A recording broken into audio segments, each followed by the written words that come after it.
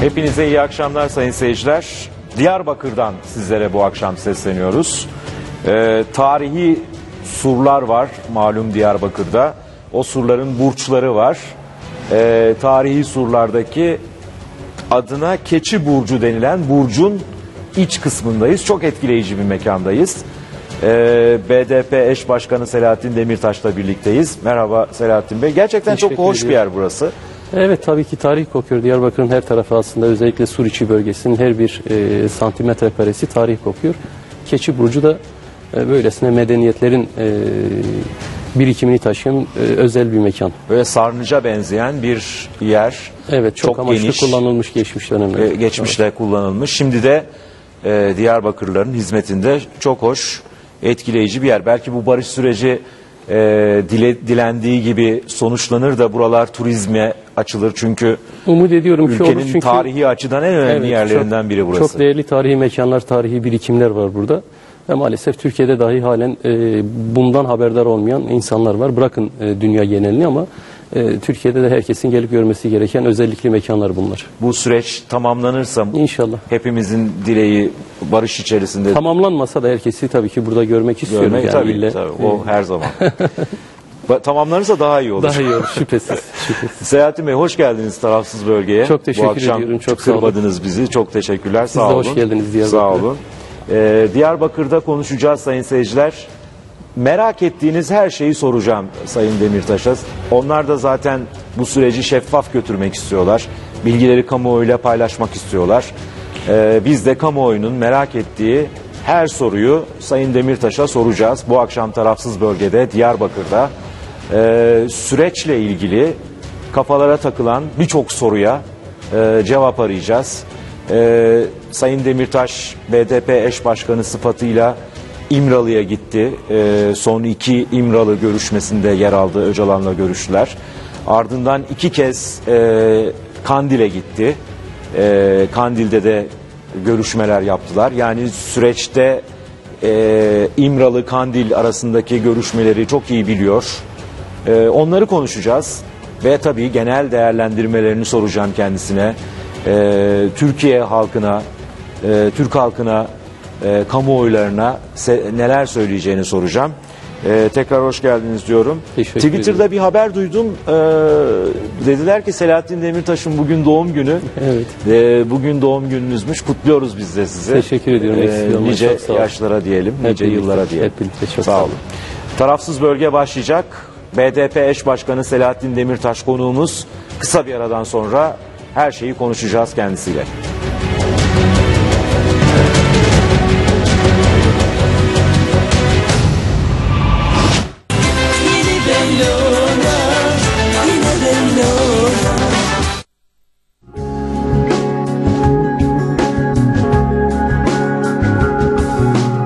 Simpaş GYO yaparsa böyle olur.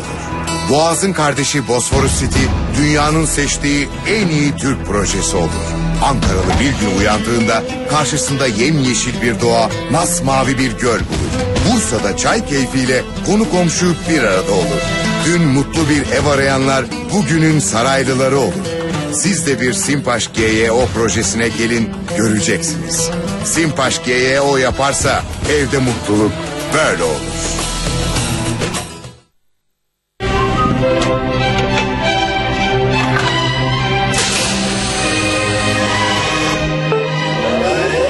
Shell'in en ekonomik yakıtı Shell Fuel Save, Shell bilim insanları tarafından yakıttan tasarruf etmeniz için geliştirildi.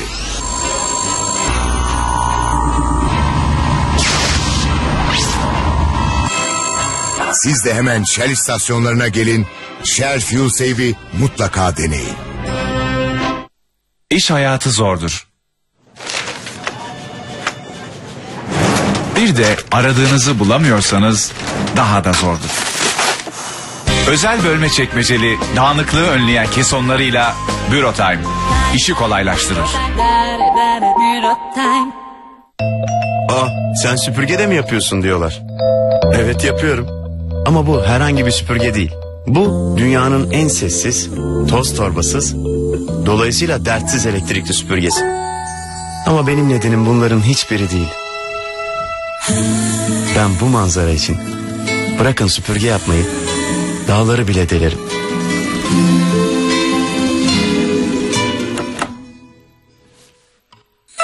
Boş, yaşam için teknoloji.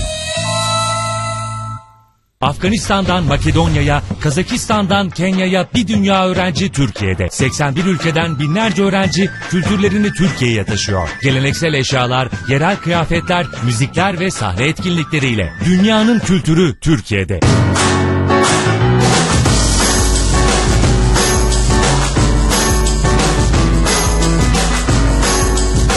Panoramik cam tavan, elektrikli sunroof, akıllı park asistanı, ön arka ısıtmalı deri koltuklar ve 1.6 GDI motor seçenekleriyle Hyundai iX35. 55.640 TL'den başlayan fiyatlar ve 60 ay vadeye kadar %0.79 faiz oranıyla. Yarın için tasarruf yapanlar keyfini yaşamaya bugünden başlar. Mesela İş Bankası düzenli birikim talimatıyla. İş Bankası'nda vadeli mevduat hesabı açtırın, düzenli birikim talimatı vererek küçük tutarlarla bile tasarruf yapmanın keyfini çıkarın. Ayrıntılı bilgi işbank.com.tr'de.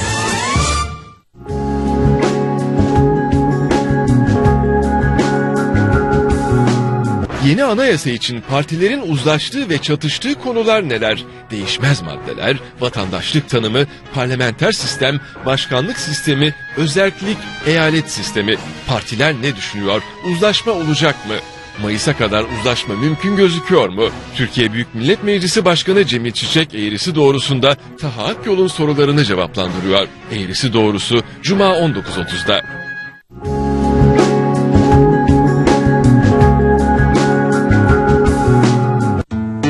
Burası Geovision Group, Türkiye'nin veri bankasıyız aslında. Vodafone, Microsoft işbirliğiyle çok güzel, akıllı bir çözüm geliştirmiş. Office 365. Ben ofisteyim, arkadaşım sahada. Aynı doküman üzerinde birlikte aynı anda çalışabiliyoruz. Bulutların üzerinde geziyoruz yani.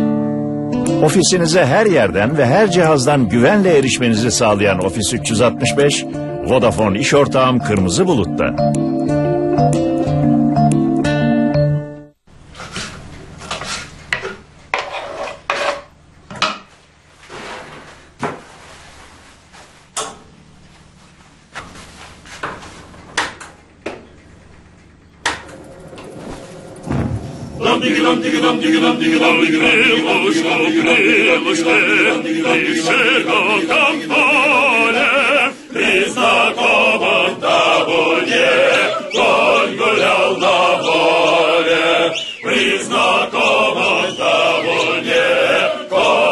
Satıldı, satıldı, satıldı, satıldı, satıldı, satıldı, satıldı, son 350 kaldı. Halkalı Soyak Evostar'da yalnızca 2.000 lira peşinat ödeyin, dairenizi dayalı döşeli alın, taksitleri ödemeye 1 yıl sonra başlayın. Kısacası alırken kazanın. Soyak Evostar, emlak konut güvencesiyle. Farkında değilsiniz ama enerjimizin %75'ini yurt dışından alıyoruz. Enerji tasarrufu için hemen 0 faizli eko krediyle apartmanınıza yalıtım yaptırın, doğalgaz faturalarınızı %50 daha az ödemeye başlayın.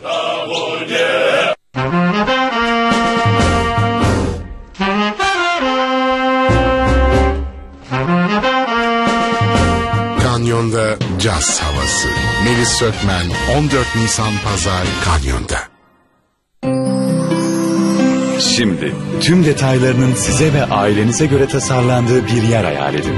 Mağazalar, sağlıklı yaşamın enerjisi, bayanlara özel teras havuzu, çocuklar için yemyeşil oyun alanları ve ferah daireleriyle Kavaklı Konakları Beylikdüzü'nde. 0212 876 29 00.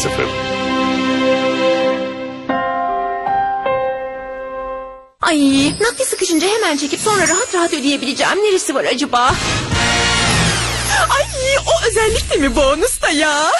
Nakdi sıkıştığınızda bonusunuzla Garanti Paramatikler'den taksitli nakit avansınızı anında çekin. 9.90 TL'den başlayan taksitlerle 24 ayda rahat rahat ödeyin. Ha bir de başvurularınızı ister Alo Garanti'den isterseniz de Garanti.com.tr'den 7/24 yapabileceksiniz.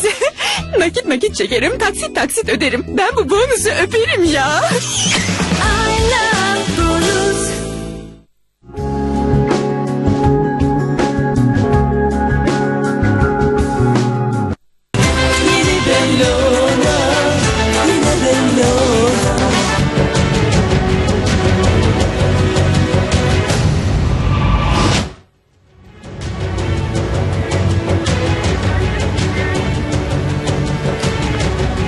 Tekrar birlikteyiz sayın seyirciler.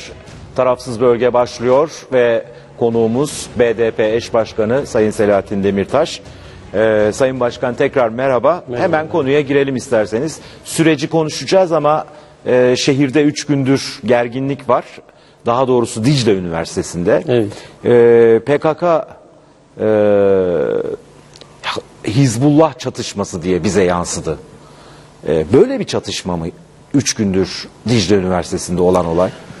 Şimdi her şeyden önce 3 günden bu yana üniversitede yaşanan olayların tamamından büyük üzüntü duyduğumuzu belirtmek istiyorum. Samimiyetle ifade etmem gerekiyor ki yaşananlar bizi mutlu etmemiş, memnun etmemiştir. Tam tersine üniversitede bu tür olayların, öğrencilerin yaralandığı, gözaltına alındığı olayların yaşanmış olmasından biz üzüntü duyduk. Ben hem yaralanan bütün öğrencilere geçmiş olsun diyorum. Umut ediyorum ki sağlıklarına kavuşurlar bir an önce. Ayrım yapmadan mı söylüyorsunuz? Şüphesiz ki böyle bir şey olamaz. Çünkü en nihayetinde şu anda üniversitede olup bitenlerin kaynağı, arkasındaki güçler, ilişkiler tartışılması gereken konulardır. Böylesine bir siyasi atmosferde, çözümün tartışıldığı bir dönemde bunların yaşanıyor olması belki çıkış aşaması itibariyle çok bilinçli bir provokasyon olmasa bile sonrasında yaşananlar, sonrasındaki gelişmeler gösteriyor ki birileri bu olay üzerinden başka bir mesele yaratmak istiyor ki bütün gençlerin dikkatli olması lazım. Hem Dicle Üniversitesi'ndeki genç arkadaşların hem de diğer üniversitelerdeki genç arkadaşların çok dikkatli olması lazım. Yani yakın zamanda üniversitelerde bu tür şeylerin olabileceğine dair doğrusu bizim de duyumlarımız vardı ve bütün arkadaşlarımıza dikkatli olmaları gerektiğini telkin ediyorduk. Şimdiden itibaren de ben bütün genç arkadaşlarıma fikri, düşüncesi, ideolojik görüşü ne olursa olsun 10 düşünüp 1 yapmalarını tavsiye ediyorum. Sükunet tavsiye ediyorsunuz. Tabii ki umut ediyorum ki en kısa zamanda bu tür gerilimlerin konuşarak, tartışarak aşılabileceği ortamı da yaratacağız. Siyasetçiler olarak da bizler katkı sunmaya, gerilimin tırmanmaması için çaba sarf etmeye gayret gösteriyoruz. Büyük ölçüde İnşallah daha da büyümeden, başka üniversitelerde de benzer şeyler yaşanmadan bu tür tartışmalar konuşarak çözülecektir. Büyük ölçüde yansımadı Türkiye'de, basına da yansımıyor. Fakat böyle 90'lardaki böyle bir çatışma dönemi vardı. Hizbullah PKK çatışması diye.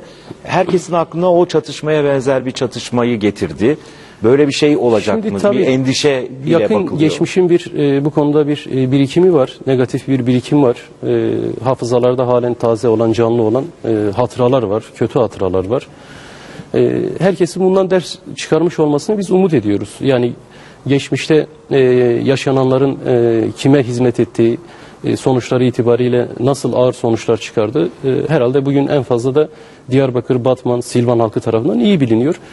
Kimsenin bu tür oyunlara böylesi dönemlerde tenezzül etmemesi lazım.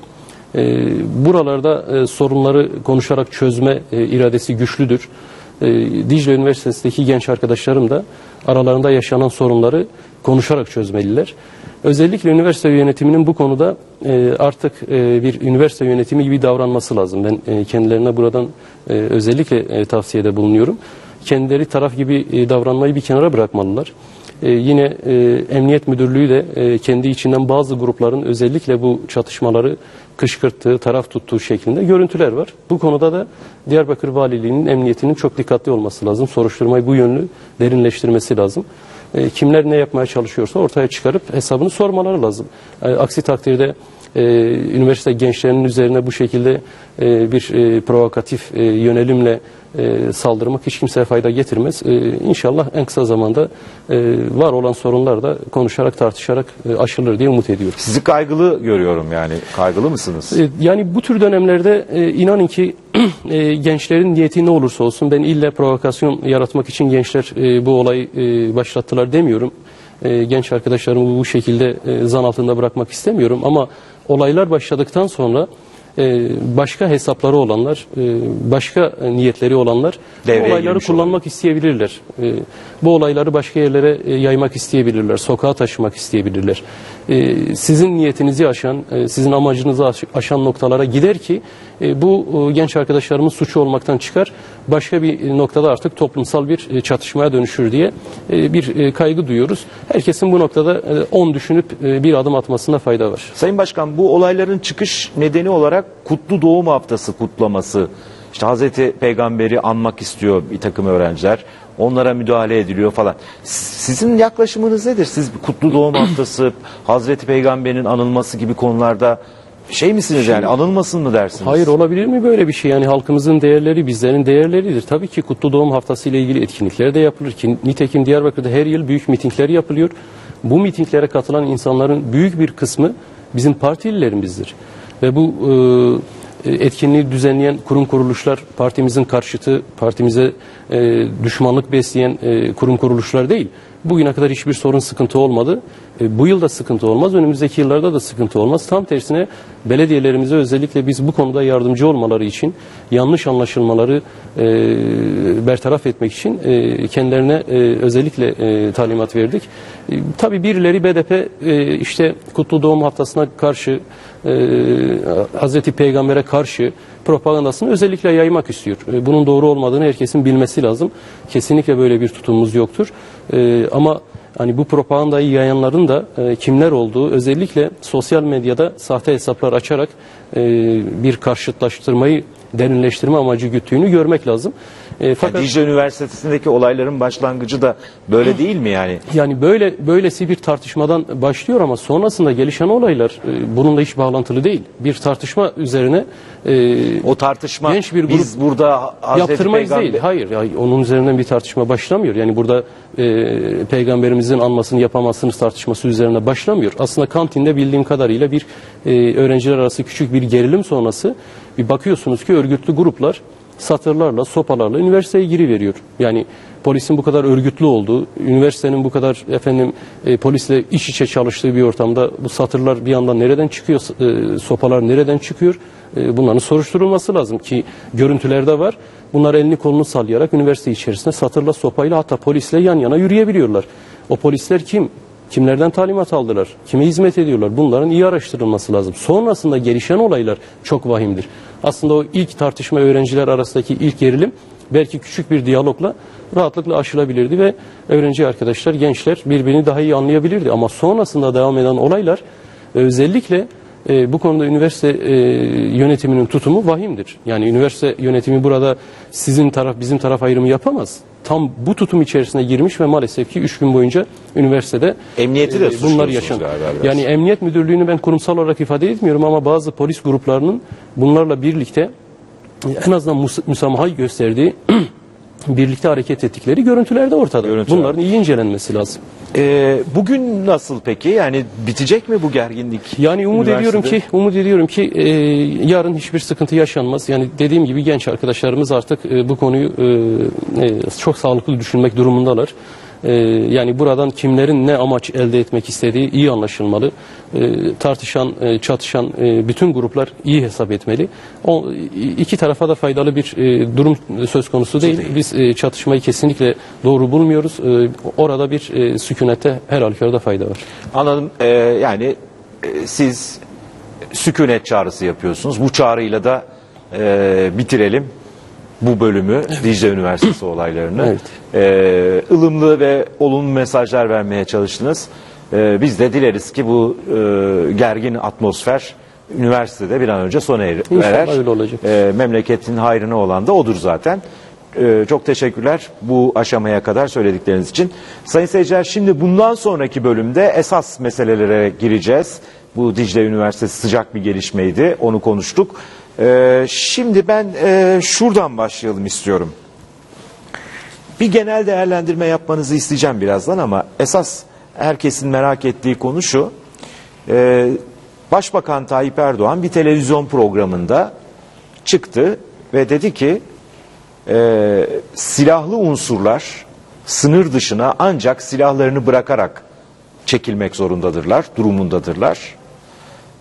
Ve meclis kararı da almayacağız dedi. O iki talebi de karşılamadığını söylemiş oldu.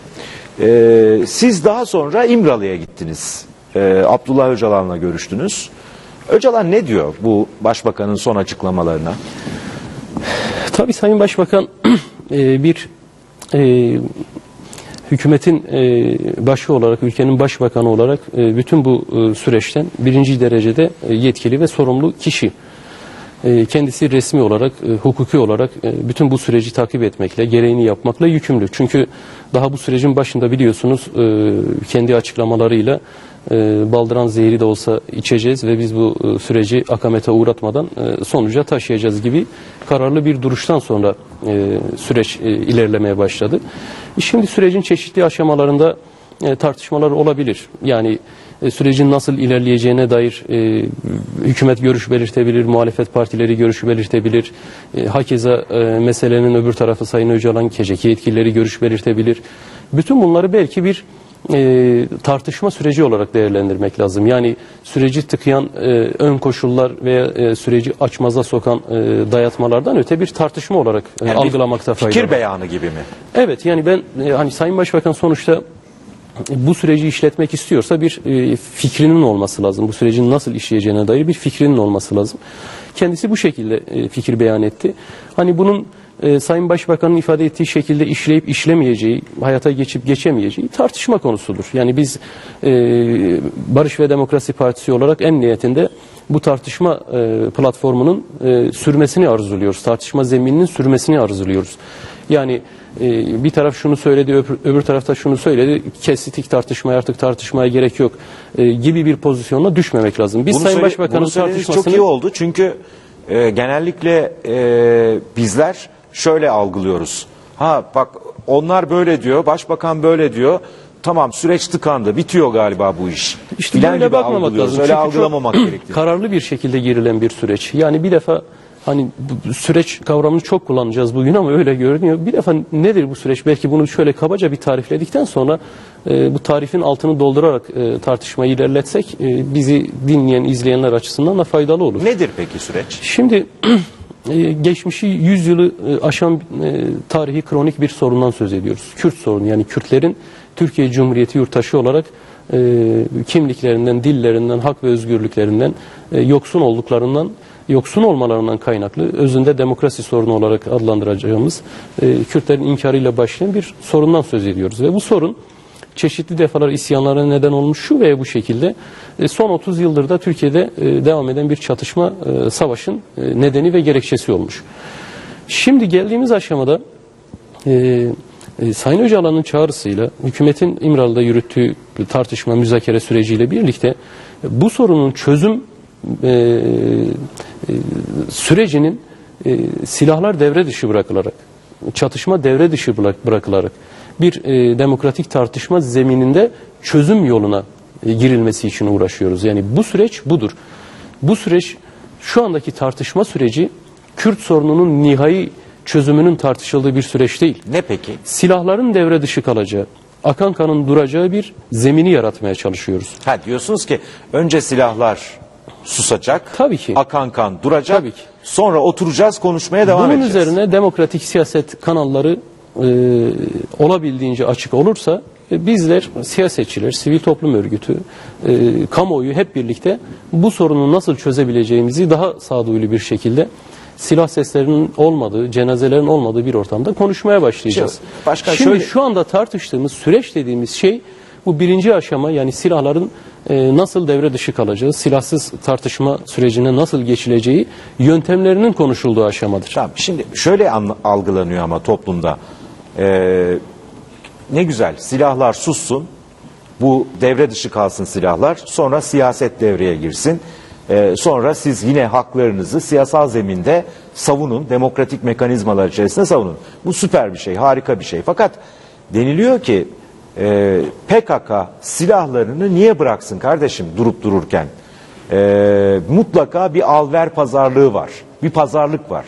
Yani PKK ile Öcalan'la hükümet arasında bir al-ver pazarlığı olması gerekiyor ki bu silahlar sussun. Başka türlü nasıl susacak deniliyor. Böyle bir pazarlık var mı? Hayır, mesele bu kadar yüzeysel, mesele bu kadar basit değil. Şöyle ifade edelim. Bir defa İmralı'da bir al-ver pazarlığı yapılmıyor. 1999 yılında Sayın Öcalan İmralı'ya getirildiği günden bu yana ısrarla söylediği bir şey var. silahları devre dışı bırakalım. Biz bu sorunu kendi içimizde, Türkiye'nin içinde demokratik yöntemlerle çözmek istiyoruz. Bunu ısrarla dile getiriyor ve bunun fırsatını yakaladıkça da deniyor. Çözüm için acaba başarabilir miyiz diye her seferinde bir kararlılık sergiliyor. 99 öncesinde de özellikle rahmetli Özal'dan bu yana 1993'ten beri başlayan arayışlar da var. Ateşkesler, görüşmeler, işte bunların tamamı başarıya ulaşmamış görüşme trafikleri süreçleriydi. Yarım kalmış. Şimdi evet, yani şimdi yani bu tarihsel geçmişten yakın arka plandan kopuk bir süreç ilerlemiyor. Yani birdenbire ortaya çıkmış bir fikir değil bu. Yani bunu soranlar tabii ki işte PKK ne oldu da acaba hani silahları geri çekme veya susturma, ateşkes ilan etme aşamasına geldi.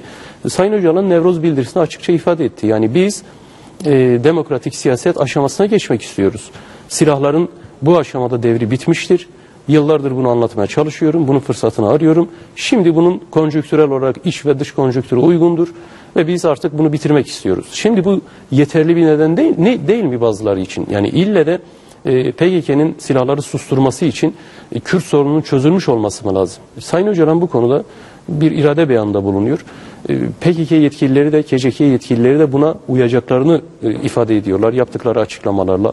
Akabinde hemen ateşkes ilan ediyorlar. Buradan hani bazı tartışmaları izliyoruz. Hakikaten ben anlamakta zorlanıyorum. Bakın iki tür tartışma yürüyor. Biri hani bu işte bir bit yeniği var. Bu işte Amerika'nın oyunudur, şunun oyunudur, bunun oyunudur diyenler var. Bir de hani bu süreci sağlıklı işlesin, kalıcı barışa dönüşsün diye önerilerle, eleştirilerle geliştirmek isteyenler var. Ben bunları bir defa ayırıyorum. Yani bunların ikisini de aynı kefeye koyup iki tarafı da barış karşıtı olarak yaftalamak doğru değil bir defa. Çünkü demokrat çevreler, ilerici çevreler, liberaller, muhafazakarlar kendi cephelerinden sürece dair eleştiriler yapıyorlar. Ama süreç daha sağlıklı işlesin diye, kopmasın diye, kalıcı barışa ulaşsın diye, demokrasiyle sonuçlansın diye eleştiri yapıyorlar. Ben bunlara tabii ki bunlara değer biçiyoruz değerlidir ve diyorsunuz. Şüphesiz ki bunları bir barış karşıtı cephe olarak tanımlamıyoruz. Ama bir de kronik bir hastalık var ki Türkiye'de. Türkiye'de çatışmalar devam ederken bu bir ABD oyunudur diyorlardı. Şimdi barış olacak, bu bir ABD oyunudur, bu bir Orta Doğu büyük projesinin sahnelediği bir şeydir diyen her aşamada aynı tezi ileri süren bir grup var ki bunları anlamakta zorlanıyoruz gerçekten. Yani bu zihniyetin altyapısında şu vardır. Yani Kürtler barışamazlar bile. Kendiliğinden, kendi iradeleriyle barışamazlar bile. Kürtler değil, Kürtler ve Türkler. Türkler. Yani dolayısıyla ille birileri müdahale edecek, dışarıdan bir müdahale olacak ve bu barış dediğimiz, barış arayışı dediğimiz bu toprakların aslında özünde olması gereken, insanın özünde olması gereken son derece doğal, normal olan şeye ulaşmak için ille birileri gelecek bize talimat verecek gibi biz de bu talimata uyup barışacakmışız gibi bir hava var ki bunu asla kabul etmiyoruz. Bu şöyle bir şey var. Peki o zaman madem Öcalan 99'dan beri böyle bir pozisyonda, böyle bir duruş içerisinde neden bu zamana kadar gelmiş geçmiş hükümetler ya tamam madem silahlar susacak, madem silahlı unsurlar silahlarını bırakacaklar, madem demokrasi istiyorsun, sen bunu davanı demokratik mekanizmalar içerisinde ortaya koymak istiyorsun, gel o zaman anlaşalım demediler. Demediler çünkü biliyorsunuz Sayın Başbakan da kendi cümleleriyle şöyle ifade etti. Biz 99'da yapılan bazı hataları yapmayacağız dedi. Demek ki 99 sonrası bazı hatalar yapılmış. Peki 10 yıldır ne yapmış? 2002'den 10 bu yana, yıldır iktidarda. Şüphesiz 2002'den bu yana AKP iktidarı Türkiye'yi yönetiyor. O dönemde AKP iktidara geldiği günlerde PKK bütün silahlı unsurlarını Türkiye'nin dışına çekmişti. Yani aslında demokratikleşme için, demokratik çözüm için muazzam bir fırsat vardı. Fakat değerlendiremediler. Hani şu gerekçeyle bu gerekçeyle diyelim. Hükümet oldular, iktidar olamadılar. Başka sıkıntıları, sorunları vardı. Ne derseniz deyin. Sorunu kavrayamadılar. Ama şimdi eğer hükümet ben geçmişte yapılan hataları gördüm, okudum. Türkiye'nin demokrasiye ihtiyacı var. Demokratik siyasal kanalların açık olması gerekir. Ben bunu aştığım oranda toplumu şiddetten uzaklaştırırım noktasına gelebiliyorsa, bunu tartışabiliyorsa veya bunu en azından bir çözüm yolu olarak ortaya koyuyorsa hepimizin yapması gereken bu anlayışa destek vermektir. Yani hükümetin geçmiş 10 yıllık pratiği elbette ki kafalarda bir soru işareti bırakmıyor değil ama Yani şimdi biz geçmişte hata yaptık diyen bir hükümete karşı da siz bir defa hata yaptınız, bundan sonra hep yaparsınız. Biz size güvenemeyiz, inanamayız. Biz o nedenle barış sürecini desteklemeyeceğiz demek de zaten peşinen savaşa mahkum olmaktır. Peki siz güveniyor musunuz hükümete? Şimdi barış süreçleri inanın ki evet, konuşmanın başlangıcı aşamasında, müzakerenin, diyaloğun başlanması aşamasında belki karşılıklı bir güveni gerektiriyor ama siyaset tek başına güven işi değildir. Pratik somut adımlarla bu süreç ilerler ancak. Biz her şeyden önce bu sürecin başından itibaren şunu ısrarla belirtiyoruz. Biz AKP'ye güvendiğimiz, AKP'ye destek verdiğimiz için bu sürecin içinde değiliz. Biz barışa güveniyoruz, barışa inanıyoruz, barış olsun diye barışa destek verme adına bu sürecin içindeyiz. Bu ikisini ayırıyoruz bir defa. Bakın biz bir muhalefet partisiyiz. İktidarda olan partinin her politikasını desteklemek zorunda da değiliz. Eğer gerçekten AKP'nin bütün politikaları partimizin politikalarıyla uyumlu olsaydı partimizi kapatır hep birlikte AKP'ye geçerdik.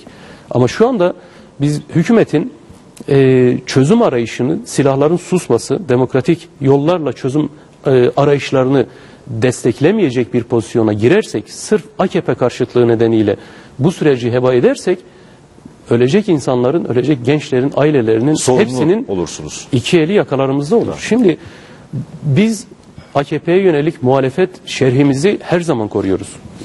Yapacağı bütün hataları, eksikleri, yanlış politikaları eleştiriyoruz, eleştirmeye de devam edeceğiz. Muhalefet görevimizi hükümete karşı yerine getireceğiz. Ama biz bu ikisini birbirinden ayırmak zorundayız. Yani sırf AKP karşıtı olacağız diye barışa karşı olmak veya bu ikisini aynı kefeye koyup bu fırsatları kaçırmak da herhalde siyaset değildir, siyasetsizliktir. Peki, Sayın Başkan, siz Öcalan'la da görüştünüz, Kandil'le de görüştünüz.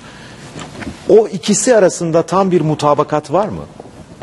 Evet, bu konuda bir sıkıntı görmedik biz. Yani yüz yüze birebir temaslarda bulunduğumuz için, heyetlerimiz bütün bu çalışmaları birebir yürüttüğü için şunu net olarak söyleyebilirim ki Kandil'deki yöneticilerin İmralı'da Sayın Öcalan'ın önerdiği fikirlere, düşüncelere, çözüm yöntemlerine dair hiçbir tereddütleri yok. Tümüyle arkasındalar. Tereddütler, kaygılar hani az önce de ifade ettiğim gibi hükümetin geçmiş politikalarına dairdir. Ama sırf bu kaygı ve tereddütler nedeniyle de kendileri de bu süreci heba etmek istemiyorlar. Bu fırsatı değerlendirmek istiyorlar. Öcalan'ın hükümetin geçmişteki uygulamalarıyla ilgili herhangi bir kaygısı yok da Kandil'in mi var? Sayın Öcalan'ın da var. Yani Sayın Öcalan'la görüşmelerde ben AKP'ye güvendiğim için, AKP tümüyle inandığım için bu sürece girdim demiyor. Nevruz bildirisini tekrar hatırlamakta fayda var. Şunu ifade ediyor. Çatışarak, kavga ederek, birbirimizi öldürerek biz yıllarca başkalarının değirmenine su taşıdık. Ve bu kısır döngüyü bitirmemiz lazım. Şimdi bu iktidardaki partinin ideolojik tutumuna göre verilen bir karar değil. Tarihsel birikim ve geldiğimiz aşamadaki zorunlu siyasi hamleden kaynaklıdır. Biz acaba Kürt sorununun silahsız çözüm yöntemini hayata geçirebilmek için kendi gönlümüze ve düşüncemize uygun bir iktidarın Türkiye'de hükümete seçilmesini mi bekleyeceğiz? Hangimizin düşüncesine uygun hükümet gelince çözüm olacak? Şimdi iktidarda kim olursa olsun, hükümeti kim yönetiyor olursa olsun, bu yöntemde ısrarcı olmak ilkesel bir tutumdur. Evet. Hükümetin onu vurguluyorsunuz. Hükümete duyulan güvenle bağlantılı bir şey değil. Peki, Kandil'deki gözlemlerinizden yola çıkarak soruyorum. Orada bir homojen, yekpare bir tutum var mı? Çünkü oradan yansıyan bilgiler de işte bizim orta kademe yöneticilerimiz homurdanıyorlar. Yani tabiri caizse böyle bu tür açıklamalar da geldi. Nedir gözleminiz? Oradaki yani dağdakiler hepsi aynı görüşteler mi? Aynı fikirdeler mi?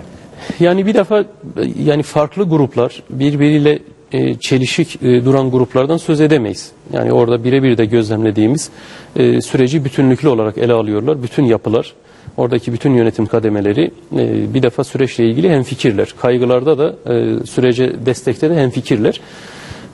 İfade ettikleri şu, şimdi sonuçta biz hani silahlı bütün güçlerimizi geri çekeceğiz ama Türkiye genelinde, Orta Doğu genelinde, sadece Türkiye'de değil Orta Doğu genelinde yayılmış, dağılmış bir gücüz. Ve bütün güçlerimizi de aynı anda ulaşıp tartışıp karar alma şansına sahip değiliz. Hepsini aynı anda bir yere toplayıp tartışabilsek bizi ikna edebiliriz. Ama yönetim olarak bizim işimizi kolaylaştıracak en önemli şey İmralı'da Sayın Öcalan'ın bir şekilde doğrudan temas kurması, orta kademeyi ikna edebilecek mesajı kendisinin vermesidir. Bu bizim işimizi kolaylaştıracak bir durumdur diyorlar. Yani yoksa ama ona da kafalar karışık, kafalar karışık, işte bölünme, parçalanma var şeklinde bir itirazdan kaynaklanmıyor. Yani diyorlar ki teknik zorunluluklardan dolayı ulaşamadığımız unsurları ancak bu şekilde mi? Elbette ki yani biz örgüt olarak bütün yapılarımızla bir arada yaşamıyoruz diyorlar. Yani Orta Doğu genelde işte dağınık halde konumlanmış bir örgütüz. Biz bir yapıyız. Yönetim kademelerimiz bile dağınık. Yani biz KCK yönetimi olarak bu mesajları veririz ama hani bizi dinlemezler anlamında değil. Daha etkili olması, uygulanabilir, hızlı uygulanabilir hale gelmesi açısından bu kararların doğrudan önderliğimizin bütün kadrolarımıza mesaj vermesi bizim için kolaylaştırıcı olur diyorlar. Bahsettikleri budur. Şimdi Sayın Başkan, şu hangi noktada silahlı unsurların çekilmesi, bu konuda nasıl bir mutabakata varıldı? Yani bir mutabakata varıldı mı? Varıldıysa eğer nasıl bir şart içerisinde çekilecekler? Yani silahlarıyla mı çekilecekler, silahsız mı çekilecekler ve bu ne kadarlık bir zamana tekabül edecek? Yani sınır ötesine geçiş işi hükümetle Kandil arasında ve tabii İmralı'nın şeyiyle gözetiminde hallolmuş bir mesele midir şu anda? Bitmiş bir mesele midir? Yani %100 konu tamamlanmıştır diyemiyorum ama çok önemli bir aşamaya gelindi. Zannediyorum önümüzdeki bir hafta 10 gün içerisinde belki konu tümüyle netleşmiş olacak. Çünkü Sayın Başbakan bu konuda görüşlerini beyan etti. Sayın Öcalan bir mektup yazdı Kandil'e. Ne dedi mektubunda? Kandil'e mektubu götürdük. Yani sonuçta şöyle bir tavrı var Sayın Öcalan'ın. Stratejik bir değişiklikten söz ediyor. Bahsettiği değişiklik şudur. Yani bizler medeniyetin ilk yeşerdiği topraklarda yaşayan ve o birikimi alarak bugünlere gelmiş halklarız. Türküyle, Kürdüyle, Arabıyla inançlarız. Alevisiyle, Süryanisiyle, Kellanisiyle, Şiasıyla bütün toplumlar olarak bu topraklardan ve bu toprakların bütün köklerinden, inançlarından beslendik, buraya geldik. Ve sürekli bize şu dayatıldı. Yani siz bir arada yaşayamazsınız, siz barışamazsınız. Dolayısıyla biz dışarıdan geleceğiz, size bir dizayn yapacağız. Sınırlar çizeceğiz. Sizin haddinizi bildireceğiz. Kimin ne yetkisi var onu biz belirleyeceğiz. Siz de buna mahkumsunuz. Ya bunu kabul edeceksiniz ya da birbirinizle savaşacaksınız. Şimdi bu bizim kaderimiz değil diyor. Biz bunu değiştirebiliriz. Yani Orta Doğu toplumları, Anadolu toplumları, halkları, inançları olarak biz birbirimizle kavga etmeden, birbirimizi öldürmeden birbirimize karşı eleştirilerimizi, çekincelerimizi de koruyarak yaşayabiliriz. Bu global bakışta artık o çekilmenin yöntemi teferruat oluyor. Onu mu demek istiyorsunuz? Evet. Tam da bu noktada bu kadar stratejik bir değişikliği hep birlikte yapalım çağrısı buraya takılsın istemiyor. Çünkü silah meselesi veya geri çekilme meselesi gerçekten Sayın Öcalan'ın kurduğu stratejik hamlede bir detaydır. Fakat bu detayın da süreci bozmayacak, süreci sabote etmeyecek bir çerçevede yürümesini arzuluyor.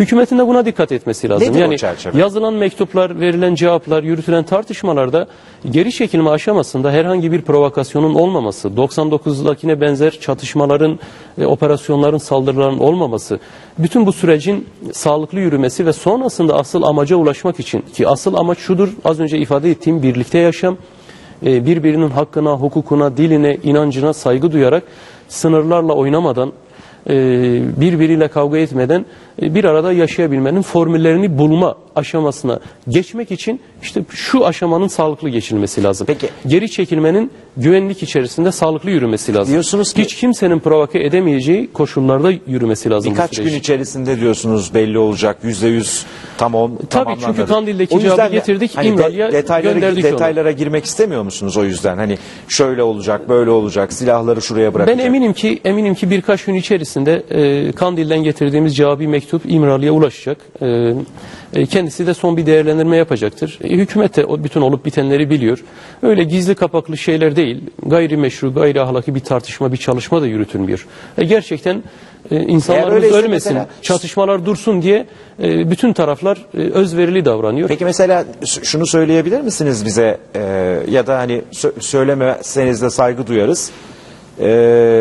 Kandil geri çekilmenin şöyle olmasını istiyor. Bunu söyleyebilir misiniz bize? Yoksa söylemezseniz de saygı duyarız. Tabii ki Kandil Sayın Öcalan'ın yaptığı çağrıya bağlı olduklarını zaten Nevroz bildirisinden hemen sonra açıklayıp ateşkes ilan ederek süreci başlattıklarını belirttiler. Ama bu geri çekilmenin dediğim gibi bir provokasyona zemin sunmayacak çerçevede olması için onlar da önerilerini yapıyorlar. Yoksa bir dayatma süreci zora sokma, işte süreci akamete uğratma düşüncesi niyeti yok. Biraz teknik öneri onlarınki galiba. Belki öyle. hani teknik öneriler bununla birlikte aslında bu geri çekilmenin sözünü ettiğimiz, anlatmaya çalıştığımız bu demokratikleşmeye zemin sunması, fırsat sunmasını da arzuluyorlar. Yani geri çekilme veya silahların devre dışında kalması barışın kendisi veya çözümün kendisi değildir. Onlar da bunu anlatmaya çalışıyor. Biz çözüme katkı sunmak için, madem ki bu zeminde çözüm arayışı var, biz de buna katılıyoruz, destek veriyoruz. O zeminde tartışmak istiyoruz. Silahlar konuşmasın, ağızlar konuşsun, sözle, konuşarak, tartışarak kimse birbirini incitmeden, üzmeden bu konuları çözelim. O halde hani silahların çekilme meselesi bir nihai çözüm olarak algılanmasın. Çünkü öyle algılanırsa sorun çözülmüyor, kangrenleşiyor ve yeniden daha büyük acılarla geri dönüyor. Buna zemin sunmasın, taraflar katkı sunacak bütün çevreler lütfen bu çerçevede baksın gibi bir yaklaşımları var. Yani bir yandan silahlı unsurlar çekilirken, silahlar susarken bir yandan da demokratik zeminin güçlenmesi lazım. Güçlensin. Tabii bunu mu tabii istiyorlar? Ki. Yani bu olmazsa çünkü bir müddet sonra, bir yıl sonra, 3 yıl sonra, 5 yıl sonra biliyorsunuz 99'dan 2004'e kadar çatışmasızlık dönemiydi. Çözüm gerçekleştirilemedi. Demokratik tartışma zemini olmadı ve herkes Kürt sorunu çözülmüş, bitmiş gibi kış uykusuna yatınca bir anda 2005 yılında yeniden maalesef ki bir savaş ortamına uyandık. Buna bu defa fırsat vermememiz lazım. Peki Sayın Başkan, şimdi Türkiye kamuoyunun, herkesin çok merak ettiği konu şu. Ben de çok merak ediyorum. Öyle ya da böyle çeşitli tartışmalar yapılacak, yöntemler denenecek. Öyle anlaşılıyor ki PKK'lı silahlı militanlar sınır ötesine çekilecekler. Önümüzdeki günlerde bunun göreceğiz. Yöntemlerini de göreceğiz. Yani önümüzdeki günlerde göreceğimiz nedir? Yani yöntemi muhtemelen tahminimi söylüyorum. Yani biz İmralı'ya tekrar gitmedik Kandil sonrasında henüz ama oradan bir çağrı gelecektir. Ya bir mektup ya bir çağrı. İmralı'dan. O çağrıyla birlikte başlayacaktır süreç. İmralı'dan gelecek. Tabii. Peki, o çağrı hani şu şekilde çekilir. Yani muhtemelen eğer olacaksa, bir çağrı yapılacaksa ki bu olup olmayacak netleştirmek istiyorsak birkaç gün daha beklememiz gerekecek ama bir çağrı yapılırsa muhtemelen bütün detaylarıyla belli olarak diyorsunuz. Evet, o içerikte bir çağrı olacak. Siz gidecek misiniz İmralı'ya yoksa sizden bağımsız mı yapılır o çağrı? Bilemiyorum tabii ki biz hani bu konuda bizden bir kez daha destek istenirse biz katkı sunmaya hazırız ama başka mekanizmalar kullanılırsa da biz engellemeyiz, buna karşı olmayız. Tamam, şimdi o çok merak edilen konuya tekrar dönelim. Şunu anlatmaya çalışıyorum. Çekilme sağlandı. Kandil'de silahlı güçler var. Buradan çekilen silahlı güçlerle o güçler birleşti ve orada bekliyorlar. Evet. Şimdi onlar ne olacak? Yani onların durumu ne olacak? Çünkü millet diyor ki ya onlar orada durduğu müddetçe herhangi bir arıza çıktığında yeniden silahlar devreye girebilir. Yeniden şiddet, kan. Girmemeli tabii ki. Yani bizim de arzuladığımız en azından hükümetin de bugün itibariyle verdiği mesajlarda gördüğümüz öyle bir döneme girilmemeli. Yani bir geri çekilme olduktan sonra kesinlikle siyaset yeniden böylesi bir zemine taşınacağı bir ortamı yaratmamalı. O bize düşüyor. Bütün siyasetçilere düşüyor. Ama yani Kandil'de geri çekildikten sonra bir tehdit unsuru olarak orada kalmayacaklar. Demokratik siyaset çözüm aşamalarını her gün, her saniye değerlendirmek zorundadır. Ve demokratik siyasal kanallar daha fazla açılırsa ben inanıyorum ki bir sonraki aşamada tümüyle normalleşme dediğimiz ve PKK'lilerin belki silahla ilgili son kararlarını verecekleri aşamaya çok rahatlıkla geçmiş olacağız. Çünkü hedef o olmalıdır. Tümüyle demokratikleşme, özgürlükler ve silahların tümden devreden çıktığı, Türkiye'nin artık bir daha asla böylesi durumlarla karşılaşmayacağı nihai bir sonucu yaratmak. Ama bizim de bu süreci desteklememizin nedeni budur. O sonuç sizin iradeniz var. İmralı'nın iradesi var, hükümetin iradesi var, Türk halkının, Kürt halkının iradesi var.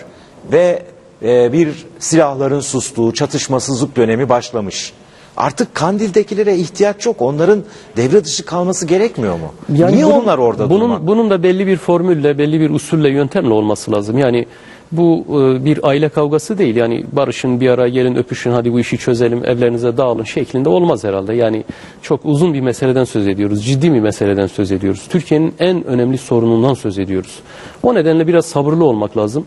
Sabırlı olmakla birlikte özgürlükler, hak ve özgürlükler konusunda cesur olmak lazım. Yani bütün bu süreçleri sağlıklı atlatabilmek için bir defa yani hem aceleci olmamak hem de süreci uzun vadeye yayarak rehavet içinde olmamak lazım. Yani 1-2 gün içerisinde bu meselenin tümden çözüleceğini de beklememek Peki, lazım Sayın ama Başkan, nihai olarak özgürlüklere tümüyle Türkiye'nin kavuştuğu, tam bir demokrasinin işlediği bir aşamaya doğru gitmek zorundayız. Öbür taraftan silah meselesinde de aynı aşamaları çok sağlıklı bir şekilde aşarak tümüyle silahların bittiği, bırakıldığı bir döneme geçmek zorundayız. Peki şöyle bir şey olabilir mi? Mesela bugün Başbakan Tayyip Erdoğan da bu konuda bir şey söyledi. Suriye, buradaki silahlı unsurların Suriye'de kullanılması söz konusu olabilir mi? Yani PKK Suriye ile savaşabilir mi? Sanmıyorum, yani böylesi bir, Sayın Başbakan bunu ifade etmiş mi bilmiyorum, çok yani emin duymadım ama Suriyelilerin, yani PKK içindeki Suriye kökenlilerin. Böylesi bir arayışın olduğunu sanmıyorum. Yani muhtemelen Kandil'de çekilip orada çözüme dair fikirlerini beyan edip nihai çözümün gerçekleşmesi için Yani katkı sunacaklar. Şöyle bir tutum içerisine girebilir mi Kandil? Bizim artık Türkiye ile bir meselemiz kalmadı ama biz Orta Doğu'da bir gücüz ve bu gücümüzü diğer ülkelerdeki Kürtler için, onların özgürlükleri için kullanacağız. Hani böyle bir tasavvurları konuştunuz, görüştünüz Hayır, var mı? yani görüşmelerimizde, konuşmalarımızda bu anlama gelebilecek bir yaklaşım görmedik ama yani zaman önümüze ne çıkarır ne görürüz bilemiyorum. Orta Doğu siyaseti çok sıcak gelişmelere sahne oluyor.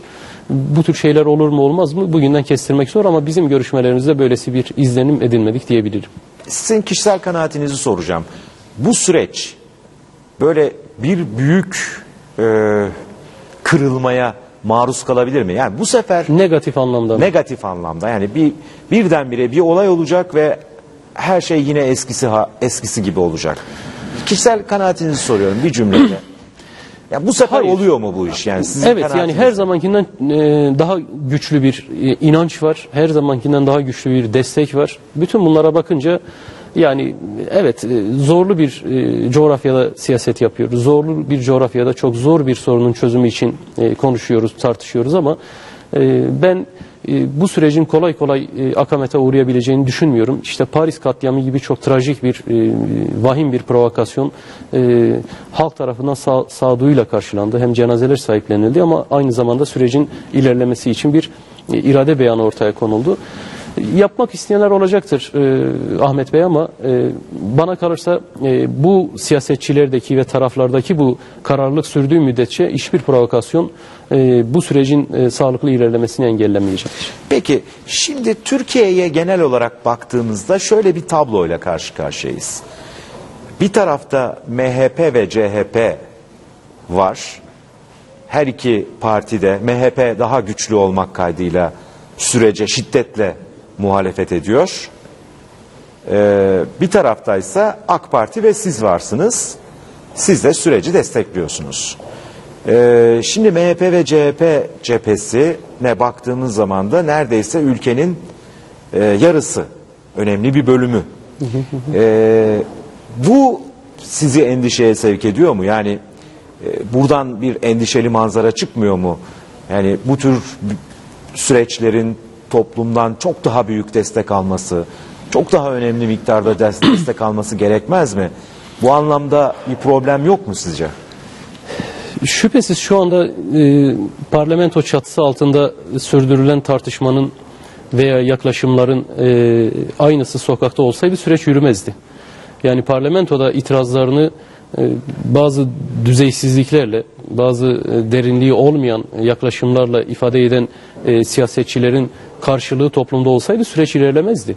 Çok şükür ki toplumun %50'si öyle düşünmüyor.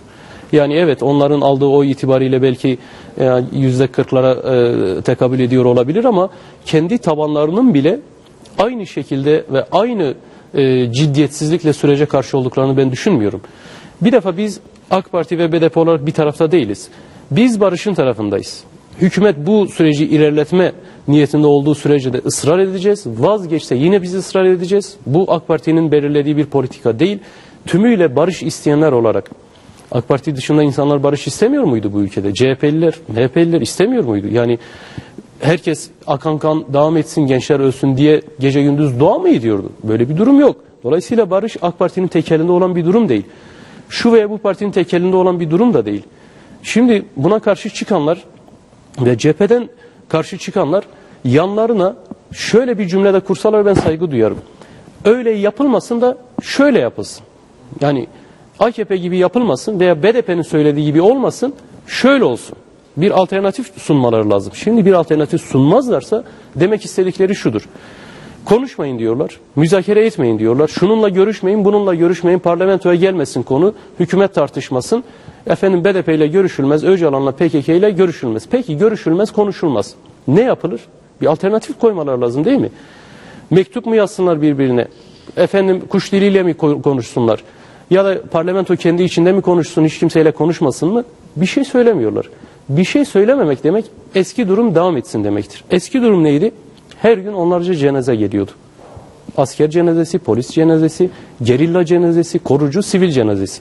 Şimdi bu cenazeler geldiği dönemde aynı şekilde bu çevreler gürültü çıkarıyorlardı. Şimdi cenazeler durdu. Bakın çok şükür Türkiye birkaç aydır cenazelere, bu acılı görüntülere tanıklık etmiyor. Aynı gürültüyü aynı çevreler yine çıkarıyorlar. Tam olarak ne istiyorsunuz belli değil. Yani bu olmasın diyorsanız onun alternatifi kanın akmasıdır. Eğer onu savunuyorsanız çıkın bunu açıkça söyleyin. Biz savaş istiyoruz deyin ki söylemlerinin hepsi buna çıkıyor. Eğer beğenmiyorsanız partimizin politikasını veya hükümetin ortaya koyduklarını beğenmiyorsanız eleştirin. Biz eleştirimizi yapıyoruz hükümete bakın.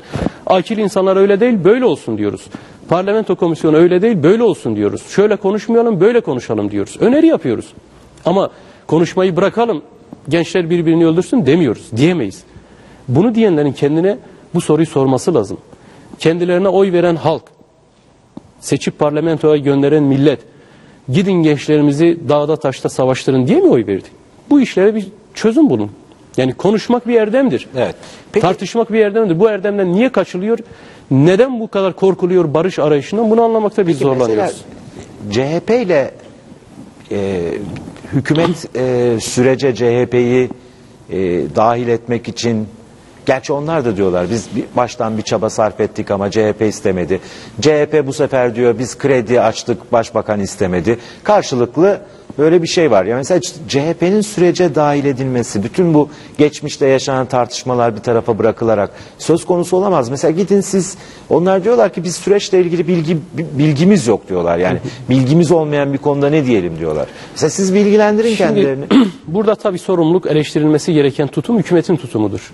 Hükümet bu konuda tümüyle meseleyi kendine mal etme, tünelin ucundaki ışığı gördüğü için tümüyle kendi tekeline alma gibi bir yanlış tutum içerisinde. Bu son derece sakıncalıdır. Yani barış dediğimiz mesele az önce de ifade ettim.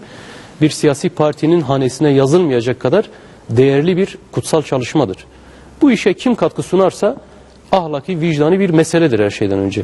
İşin siyasi kısmı sonraki aşamadır. Yani siyaseti ilgilendiren, siyaset yapmamız gereken aşama şu silahları susturma aşamasından sonraki aşamadır. Şu anda vicdani, ahlaki olarak hükümet kimi katması gerekiyorsa onu katmak zorundadır. Ama hükümet bu konuda ketum davranıyor. Bakın ben söyleyeyim.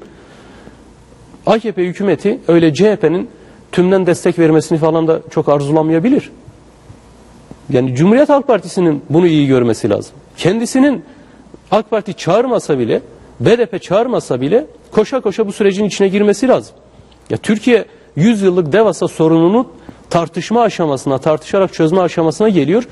Ülkenin ana muhalefet partisi, bilmem şu partisi beni ilgilendirmez, ben bu işlere girmem, konuyu bilmiyorum.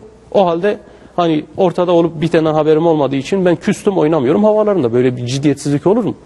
Kaldı ki biz sorumluluk hükümette olmasına rağmen Cumhuriyet Halk Partisi'ne mesaj gönderdik. 2 defa. Ben kendim bizzat, arkadaşlarım mesaj gönderdiler.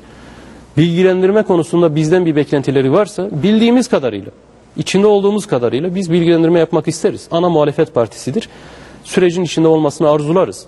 Ortada bilinmeyen gizli karanlık bölgeler falan da yoktur. Ama hani bizi dinlemek istiyorlarsa, arzu ediyorlarsa heyetlerimiz bir araya gelebilir. BDP, CHP heyetleri. Arzu ediyorlarsa genel başkanlar, eş başkanlar düzeyinde bir araya gelebiliriz. Bakın o günden beri tek bir cevap gelmiş değil. Peki. Yani bilme gibi bir dertleri olsa biz gerçekten katkı sunmak isteriz. Ama burada dediğim gibi asıl eleştirilmesi gereken hükümetin tutumudur. Hükümet bu konuda kesinlikle ketum davranıyor. Peki Sayın Başkan, şimdi bir anayasa değişikliği olacak. Öyle anlaşılıyor ki Başbakan başkan olmak istiyor. AK Parti'de başkanlık sistemini getirmek istiyor. Ve siz de buna destek veriyorsunuz. Bu süreç içerisinde başkanlık pazarlığı yaptınız mı AK Parti ile? Net söyleyelim, daha önce de birkaç demecimizde ben ve arkadaşlarım altını çizerek belirttik. Bakın İmralı'da yapılan görüşmelerde, BDP olarak bizim içinde bulunduğumuz görüşmelerde kesinlikle başkanlık konusu açılmamıştır. Kesinlikle. Ama siz destek vereceğinizi söylüyorsunuz. Hayır, bakın biz başkanlık meselesinin tartışılabileceğini söyledik. Cumhuriyet Halk Partisi ve Milliyetçi Hareket Parti komisyonda, uzlaşma komisyonunda bu konu tartışılamaz dediler. Biz tartışılabilir dedik. Nasıl bir başkanlık sistemi? Güçlendirilmiş bir yerinden yönetimle birlikte veya denge denetimin sisteminin sağlandığı bir başkanlık sistemi niye tartışılmasın dedik. AKP'nin önerdiği şekliyle veya önermeyi düşündüğü şekliyle, çünkü önermediler, önermeyi düşündüğü şekliyle bir başkanlığı biz zaten desteklemeyeceğimizi başından beri belirttik. Bunu ama siz kabul etmeyiz mi diyorsunuz? Tabii ki. Yani bu barış süreci nasıl giderse gitsin. Denge denetim sistemiyle kurgulanmış bir başkanlık sistemi Türkiye'nin bir idari değişikliğidir. Rejim değişikliği değil bir defa. İdari bir yönetim modelidir. Bu yönetim modellerini niye tartışmayalım? Tartışalım. En iyisi, en doğrusu ne? Birlikte karar verelim. Biz bu şekilde görüş ortaya koyduk. Peki. Yoksa biz hani şu süreç karşılığında biz Sayın Başbakan'ın başkanlık adaylığını ve başkanlık önerisini tümüyle destekleriz şeklinde ne bir beyanımız oldu, ne gizli ne kapalı bir görüşmemiz oldu. Asla olmamıştır. Hayır, bu konu gündeme gelmemiştir. Ben açık söyleyeyim. Ama bu şuradan alevlendi. Bizim heyetimizin oradaki görüşmesi sırasında, bakın görüşmesi sırasında tutanaklarda görüşmesi sırasında konu bir şekilde açılıyor. Kendisi de hani bu konu tartışılabilir ama kendisi de orada belirtiyor. Ama öyle bahsedildiği gibi bir otoriter bir rejimi biz destekleyemeyiz. Ben öyle bir şeye asla Öcalan olarak evet diyemem ama tartışılabilir. Siz BDP olarak tartışıyorsunuz. Hani ben de bunu tartışılabilir buluyorum diyor. Yoksa biz karar verdik, pazarlık yaptık. O güne kadar arkadaşlarımız bu konuyu orada sohbet sırasında konuşana kadar da orada gündeme gelmemiş bir şey. İkincisi bakın şunu yani orada gündeme gelmemiş derken yani Öcalan'la devlet arasında herhangi gündeme gelmemiş bir konu. Tabii bu konu nettir. Bakın herkesin bu konuda net olması lazım. Çünkü neresi nettir yani neyi net olur? Tartışılmamıştır. Bir anlaşma yoktur. Başkanlık konusunda al gülüm ver gülüm yapılmamıştır. Böylesi bir konu gündeme gelmemiştir. Konuyla ilgili fikirlerimiz uzlaşma komisyonunda açık bir şekilde kamuoyunun bilgisi dahilinde öneri olarak sunulmuş ve tartışılmıştır. Bir de şu konuya dikkat etmesi lazım herkesin. Bakın Sayın Başbakan kendisi de söyledi, kimse anlamadı ama şu anda başkandan çok yetkisi var. Yani bir başkanlık sisteminde öngörebileceğinizden daha fazla resmi ve fiili yetki kullanıyor. Değil mi? Evet. Şimdi buna itiraz etmiyor kimse. Yani başkanlık olursa ülke otoriterleşir, efendim Tayyip Erdoğan'ın egemenliği oluşur diyenler bir dönüp bakmıyorlar. Ya şu anda kimin egemenliği var? Zaten Tayyip Erdoğan bir başkanın yetkilerinden çok daha fazla yetkiyi resmi ve fiili olarak kullanıyor. Yani burada karşı çıkılan şey denetim mekanizmalarının olmadığı, parlamentoyu fesih şimdi yok hakkını... işte bakın. Şimdi yok. Kim neyi denetleyebiliyor? Allah billah aşkına bakın Ahmet Bey. Parlamento hükümeti denetleyebiliyor mu? Muhalefet partileri parlamentoda hükümeti denetleyebiliyor mu? Hükümet istediği yasayı getiriyor, oradan geçiriyor. Önerdiği sistem fiilen gelirse, uygulamalarda hukuku çiğniyor. AK Parti'nin önerdiği sistem gelirse bu fiili olan durum resmileşecek, yasalaşacak. Hayır, biz böylesine bir başkanlık modelini ne anayasada, ne referandumda, ne başka yerde desteklemeyiz. Bakın yargının, parlamentonun, başkanın vesayeti altında olduğu bir modeli biz demokrasi olarak adlandırmayız. Tartışacağımız veya destekleyeceğimiz model Türkiye'nin yasama, yürütme, yargı dengesi içerisinde kendini konumlandırabilmiş, denetimini sağlayabilmiş, toplumsal özgürlükler, yerinden yönetimlerin güçlendirildiği bir başkanlık modeli tartışılabilir dedik. Biz bunu tartışmaktan korkmayız dedik, çekinmeyiz dedik. Onu söylüyorsunuz. Yoksa bazı AKP sözcülerinin ilan ettiği gibi işte şöyle yetkili bir başkan öneriyoruz şeklindeki bir öneriyi biz ne tartıştık ne de kabul etmiş durumdayız. Bunun da net olarak anlaşılması lazım. Peki akil insanların önemli bir işlev göreceğine inanıyor musunuz? Bizim arzu ettiğimiz çerçevede oluşmuş bir akil insanlar komisyonu söz konusu değil. Yani hem isimler hem nitelik hem görev tanımı itibariyle bizim önerdiğimiz çerçeve oluşmadı. Bir defa bunu Seçilme belirtelim. biçimine de mi itiraz ediyorsunuz? Tabii ki yani bu şekilde olmamalıydı. Biz aslında şöyle öneriyorduk. Yani bu bir hani bir başbakanın bir hükümet çalışmasının ötesinde mümkünse hani siyasi partiler, etkili sivil toplum örgütleri bir araya gelirler. Kamuoyundan öne çıkan isimler, önerilen isimler konusunda bir tartışma yürütürler ve bu konuda bir ortaklaşma olur. Çıkılır, kamuoyuna deklarasyon yapılır. Biz şu insanlara akil insanlar olarak öneriyoruz denir. Onlar da kabul ediyorsa onlarla bu tartışmayı yürüten parti ve STK'lar bir ortak toplantı yaparlar. Ve ortak beklentilerini onlara iletirler. Nedir bu beklentiler? Evet, Türkiye kamuoyunda bir meselenin anlaşılması, bu konu nedeniyle yani sorun nedeniyle toplumda oluşmuş ön yargıların kırılması konusunda bir yardımcı olma durumları olabilir. Ama tek görevleri buymuş gibi Sayın Başbakan'ın özellikle ifade ettiği bir sürçülisan değilse bir psikolojik harekat yapacaklar şeklinde bir tanım hem bu insanlara hakarettir hem doğru bir tanım değildir. Bu insanlar aynı zamanda süreci gözlemleyecekler. Geri çekilme sürecinde provokasyon olmasın diye taraflara uyarılar yapacaklar. Öyle bir görev vermedi. Olası bir provokasyonda gerekirse yerinde müdahale yapacaklar. Yine müzakere sürecinde bir tıkanma olur, bir zorlanma olursa gerektiğinde arabuluculuk yapacaklar. Tarafları yeniden tartışma zeminine çekmeye çalışacaklar. Yani çok yönlü görevleri olmalı bu akil insanları. İsimler, belirlenen isimler itibariyle de herkesin içine sindi mi? Hayır. Fakat biz her şeye rağmen bakın çok sayıda isme karşı geçmiş söylemleri, eylemleri, pratikleri nedeniyle tereddütlerimizin olmasına rağmen biz bu komisyonu işleştirmedik. Çünkü biz neden söz ediyoruz? Çatışmadan, kavga etmeden birbirimizi anlama sürecine girelim diyoruz. Onu yapacaksak önce akil insanlar komisyonundan başlamamız lazım. Bakın toplumun aşağı yukarı diyorum. Profilini temsil ediyor bu insanlar. Bu insanlar milletvekili seçilmiş halkın temsilcisi falan da değiller. Sonuçta belli düşünceleri olan, belli siyasi geçmişleri olan, belli mesleki pratikleri olan bilinen insanlar. Negatif veya pozitif Kürt sorunuyla ilgili, meseleyle ilgili görüşleri olan insanlar. Şimdi bu insanlar el birliğiyle bu sürece katkı sunacaklarsa bu onların oluşturduğu bileşim toplumun fotoğrafıdır. Onlar orada gerçekten de bir ortak dil tutturabilirse, ortak üslup tutturabilirse, toplumu ikna etme konusunda gerekli bütün hassasiyetlere ama bütün hassasiyetlere dikkat eden bir çalışma sergilerlerse bu katkı sunucu olur. Peki. Yani onların kendi arasında kuracağı diyalog, akil insanların kendi arasında kendi geçmişleriyle başta hesaplaşarak yapacakları çalışmalar bizi de rahatlatır, toplumu da rahatlatır tabii ki. Anladım. Yani biz şimdi bugün ben uçakta gelirken Etyen Mahçupyan ve Kezban Hatemi'yi gördüm. Evet. Her ikisi de Güneydoğu bölgesi grubundalar, akil insanlar heyetinin. Yani siz onlar burada herhalde çalışmalara başlayacaklar yarından itibaren. Evet. BDP olarak siz de onlara her türlü yardımda kolaylaştırıcı. Tabii biz bu konuda bir genelge de yayınladık. Yani bütün parti teşkilatlarımız bu komisyonların yaptığı çalışmalardaki toplantılara katılsınlar. Görüşlerini ifade etsinler, tartışmaya katkı sunsunlar. Kendi çözüm önerilerimizi anlatsınlar, yaklaşımlarımızı anlatsınlar. Yani biz dediğim gibi arzu ettiğimiz çerçevede bir komisyon oluşmadı ama biz yine de hiçleştirip bu insanlara hakarete varacak şeyleri asla doğru bulmuyoruz. Peki sosyalist sol gruplardan da biraz eleştiri alıyorsunuz son zamanlarda. Onlar her zaman Kürt sorununa karşı duyarlı oldular, destek verdiler. Şimdi bu süreç başladıktan sonra hükümetle BDP anlaşıyorlar. İşte otoriter bir AK Parti yönetimi söz konusu olacak. BDP'de buna razı gibi görünüyor. Gerçi hani bunlara cevap verdiniz ama razı gibi görünüyor gibi serzenişler, eleştiriler söz konusu. Bunlar hakkında ne düşünüyorsunuz? Tabii ki yani geliyor değil mi size de kulağınıza? Şüphesiz yani çok yoğunlukta olmamakla birlikte bazı dost çevrelerden diyelim bugüne kadar bizi anlamaya çalışan, destek olan çevrelerden benzer kaygılar, eleştiriler bize de ulaşıyor. Ama her halükarda bizimle birlikte olan çevreler de var. Yani tümüyle eleştiriyor demeyelim. Yok, tabii, sosyalist çevrelerin tamamının tutumu budur demeyelim. Ama bu dostça yapılan eleştirilerle ilgili biz hep şunu söylüyoruz. Bakın biz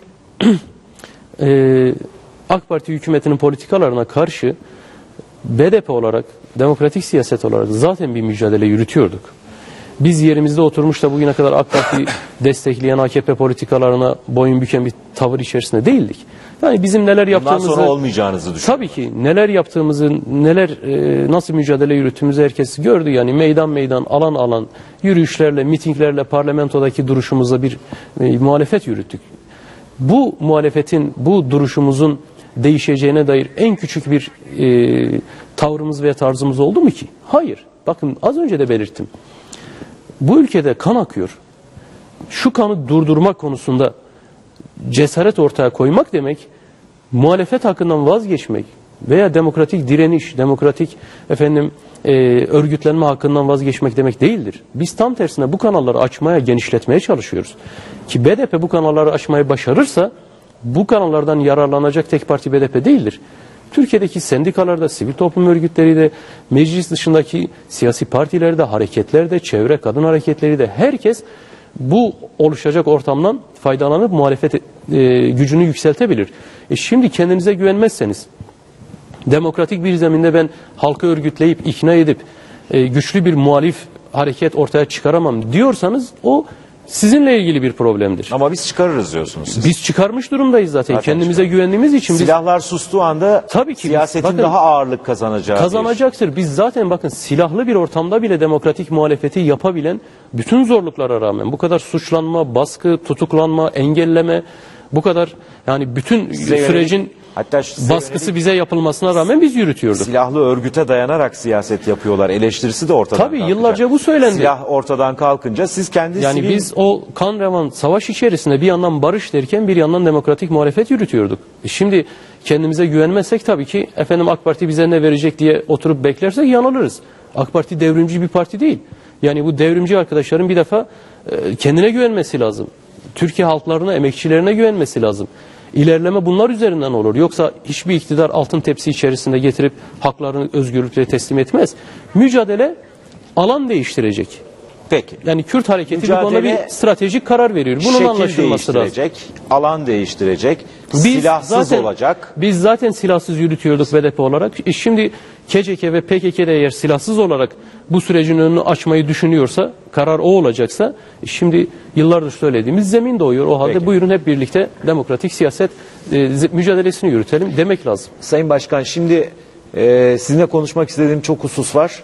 Onları biraz ikinci bölüme bırakmak istiyorum. O da şunlar. Türkiye kamuoyunun genel hassasiyetlerini sizinle konuşmak istiyorum.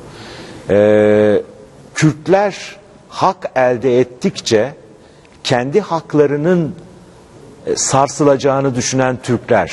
Evet. Onlara ne diyeceksiniz? Bölünüyoruz endişesi içinde olanlara ne diyeceksiniz? Askerler bu mücadele içerisinde oldular, şehit düştüler. Bu insanlar boşuna mı can verdiler? Böyle bir soru var kocaman. Bu soruya ne cevap vereceksiniz? Bunları konuşacağız. Peki. Onları ikinci bölüme bırakalım.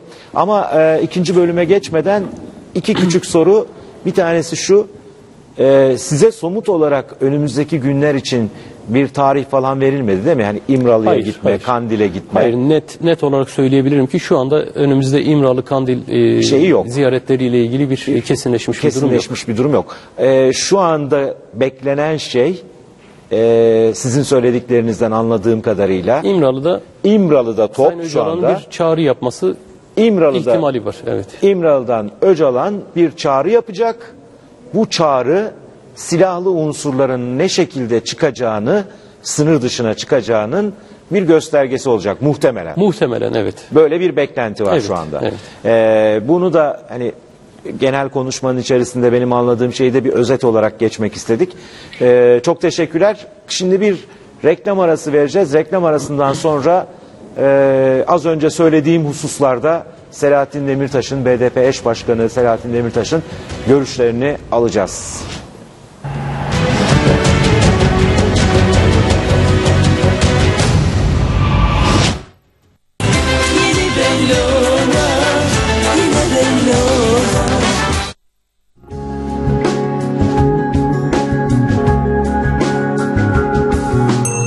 Zengin faizi aldım diye bu kadar rahat olma Altan'a. O faizi sadece yeni gelene verirler. Empara.com'da eskiye de yeniye de zengin faizi var.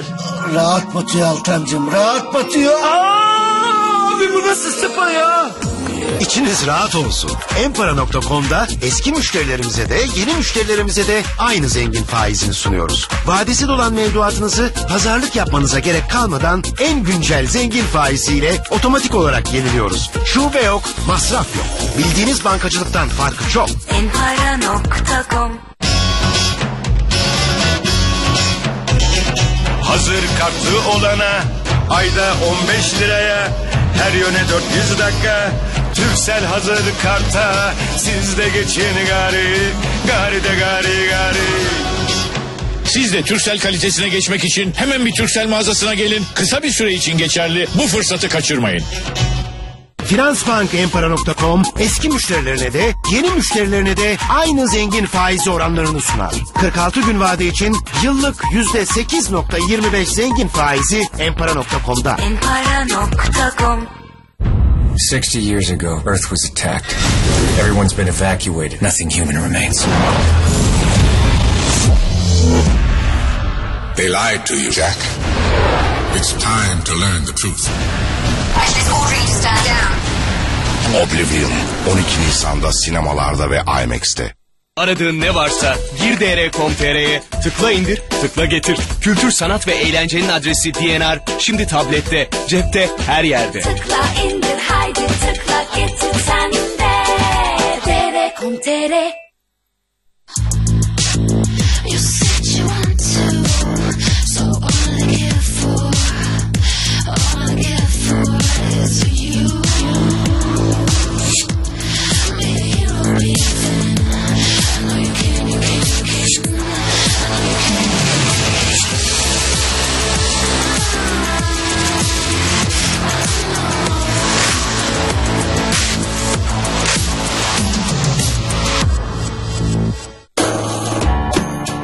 Yüzyıllar boyunca tarihi yarımada hayatın merkeziydi. Bugün hayat aynı heyecanı ve sayısız ayrıcalıklarla İstanbul'un merkezinde yeniden canlanıyor. Özak Hayattepe, Özak GYO, hayata değer katar. Vakıfbank'tan 59. yılın mutluluğunu yaşama kredisi. Tüm ihtiyaçlarınız için 0.59 faiz oranı ve 60 aya varan vade seçenekleriyle halinizden anlayan geleneksel kuruluş yıl dönümü kredisi Vakıfbank'ta.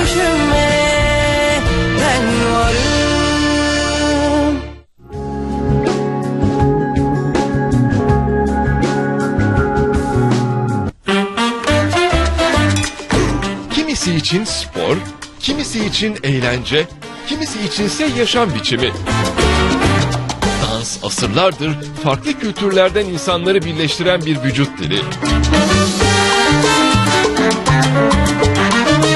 5 farklı dansın zarif ustaları Rıdvan Akar'la hayatın tanığında. Cumartesi 21'de.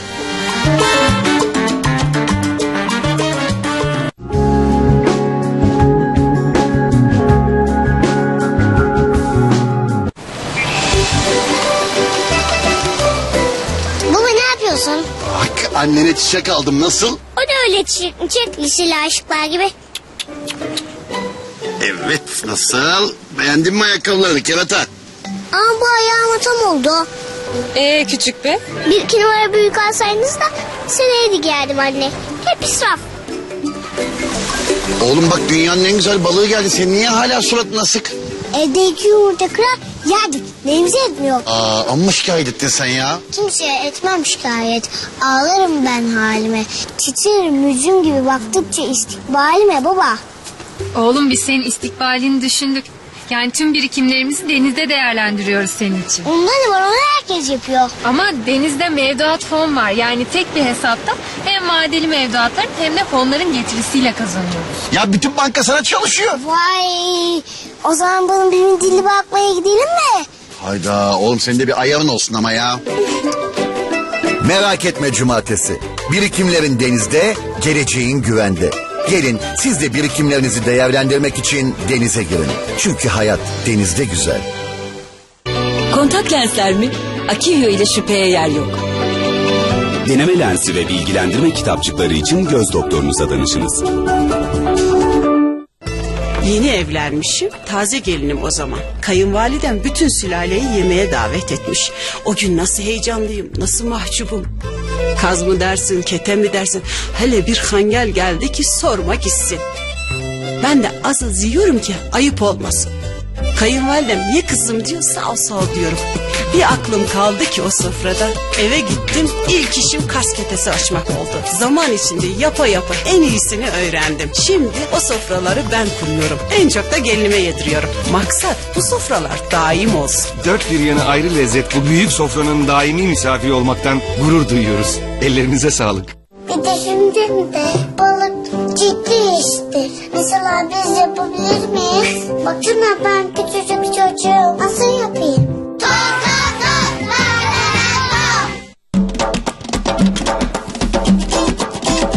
Nefis bir yemeğin yanında.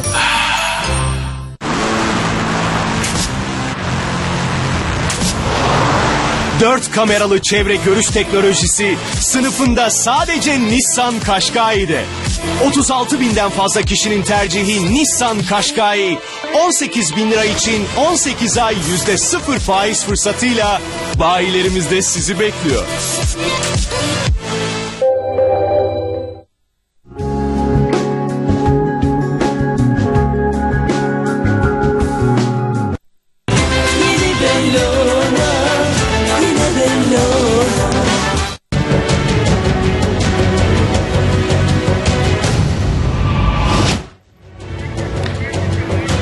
Tekrar birlikteyiz sayın seyirciler. Devam edeceğiz. Yine bir reklam arası vereceğiz. Bu çok kısa bir bölüm olacak. Birinci bölümde büyük ölçüde süreci konuştuk. Vurgulanması gereken her şeyi vurguladınız evet. Sayın Demirtaş. Şimdi bu bölümde de Türkiye kamuoyunda oluşan bazı hassasiyetleri ben soracağım kendisine. Mesela Türk milleti tanımına çok fazla bu tanımın değişip değişmemesiyle ilgili tartışmalar var. Bir hassasiyet var bu konuda. Bazı devlet dairelerinde TC yazıyor. Özellikle Sağlık Bakanlığı'nın aldığı bir kararla o TC'ler kalkıyor. Mesela o konuda ne düşündüğünüzü soracağım. Bölünme paranoyası. Bizde hiç bitmez değil mi? Bölünme paranoyası. Maalesef. Hep vardır. O paranoya daha da en azından bir kesim nezdinde artmış durumda. Artmış gibi gözüküyor. Bunu biraz konuşalım. Türkiye'de belli kesimler bir yenilmişlik psikolojisi içerisine girmiş görünüyorlar. Bilhassa MHP'nin tutumu, politikası da bunu derinleştiriyor. CHP'nin tutumu da derinleştiriyor. Bu yenilmişlik psikolojisi üzerinde de durmak gerektiğini düşünüyorum. Bütün bunları konuşacağız. Bunlarla ilgili de mutlaka vereceğiniz cevaplar var. Tabii. Çok teşekkürler. Sayın seyirciler, bir kez daha hatırlatıyorum. Bu akşam tarafsız bölge Diyarbakır'da surların için, burası çok uzun bir sur değil mi bu? Tabii 5 kilometreden fazla. Kaç dediniz? 5 kilometre. 5 kilometre. Bu 5 kilometrelik surların bazı bölümlerinde burçlar var. Bu içinde bulunduğumuz yerde Keçi burcu. Keçi burcu diyorlar bu burca. Diğer burçlar da böyle şey mi? Temizlenmiş ve açılmış durumda mı? Yani büyük kısmı henüz tamamlanmamış ama en büyük burç burası. Burası şu anda kullanıma açık. Halk ziyaret edebiliyor ama surların geneli gezilebilir durumda. Belediyelerimiz bu konuda iyi bir çalışma yaptılar. Çok etkileyici bir atmosfer içerisindeyiz. Bu atmosfer içerisinde de BDP eş başkanı Sayın Selahattin Demirtaş'la programımızı sürdüreceğiz. Kısa bir reklam arasından sonra o çok önemli soruları kendisine soracağım.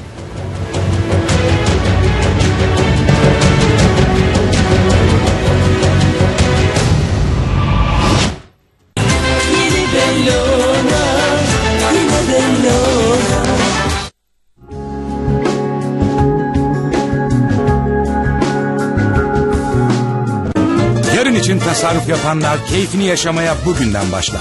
Mesela İş Bankası düzenli birikim talimatıyla. İş Bankası'nda vadeli mevduat hesabı açtırın, düzenli birikim talimatı vererek küçük tutarlarla bile tasarruf yapmanın keyfini çıkarın. Ayrıntılı bilgi işbank.com.tr'de. Bizde pazarları büyük bir sofra kurulur. Genci yaşlısı Ayrı bir özenir yemekleri o gün. Ama o sofraya yemek koymak öyle kolay değil. Hem de hiç değil. Çünkü anneannelerin, babaannelerin imtihanından geçmeyen hiçbir şey o sofraya konamaz. Sıra bana geldi. Ama işte akşam yemeğiniz o sofraya kondu mu böyle mutluluk, gurur karışımı bir şey olur. O 100 senelik sofrada tuzunuzun olması gibi bir şey. Bundan güzel heyecan olur mu? Dört bir yanı ayrı lezzet, bu büyük sofranın daimi misafiri olmaktan gurur duyuyoruz. Ellerinize sağlık. Atasun Optik'i müşterilerinden dinliyoruz. Atasun'dan 68 liraya bu kadar çok çeşit içinde bu kadar kaliteli bir gözlük almak gerçekten çok güzel bir şey.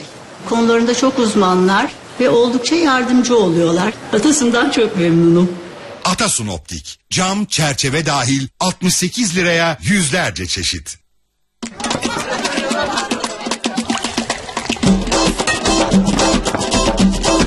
Nefis bir yemeğin yanında. Kapris Gold'dan bir saray odası alana bir saray odası hediye. Kapris Gold, Bayrampaşa, İstanbul.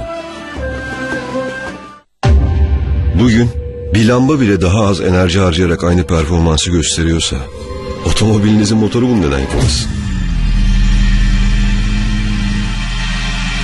Düşük yakıt tüketimi sağlayan 1.5 DCI motor Renault'da. Nisan ayı boyunca Renault'un benzersiz teknolojileri %0 faiz avantajıyla. Üstelik 41.500 liradan başlayan fiyatlarla. Artemayı bozma zamanı geldi de çattı. Aç kapa, aç kapa, aç kapa, aç kapa, aç kapa. Sıcak soğuk, sıcak soğuk. Ilık, sıcak soğuk, sıcak soğuk. Çapraz, çapraz, çapraz, çapraz, çapraz, çapraz. Bozul. Bozulmuyor ya. Boşuna uğraşma Engin. Artema modellerini 1,5 milyon kez açıyor, kapıyor.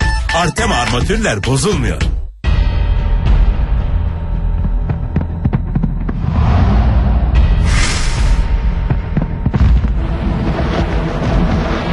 Simpaş grubu iştiraki Servet Gayrimenkul Yatırım Ortaklığı toplam 130.615 metrekare kapalı alanıyla sizi 205 milyon Türk lirası aktif büyüklüğüne ortak olmaya davet ediyor.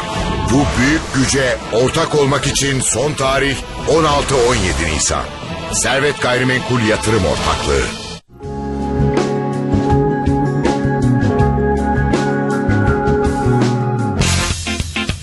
Mesut Yar Burada Laf Çok'ta birbirinden ilginç konu ve renkli konuklarıyla sizlerle. Oyuncu müzisyen Mustafa Avkıran, oyuncu müzisyen Burcu Binici, müzisyen Nuri Harun Ateş, Cemre Birant ve Umur Birant bu gece Mesut Yar'ın konuğu oluyor. Burada Laf Çok bu akşam 23.30'da.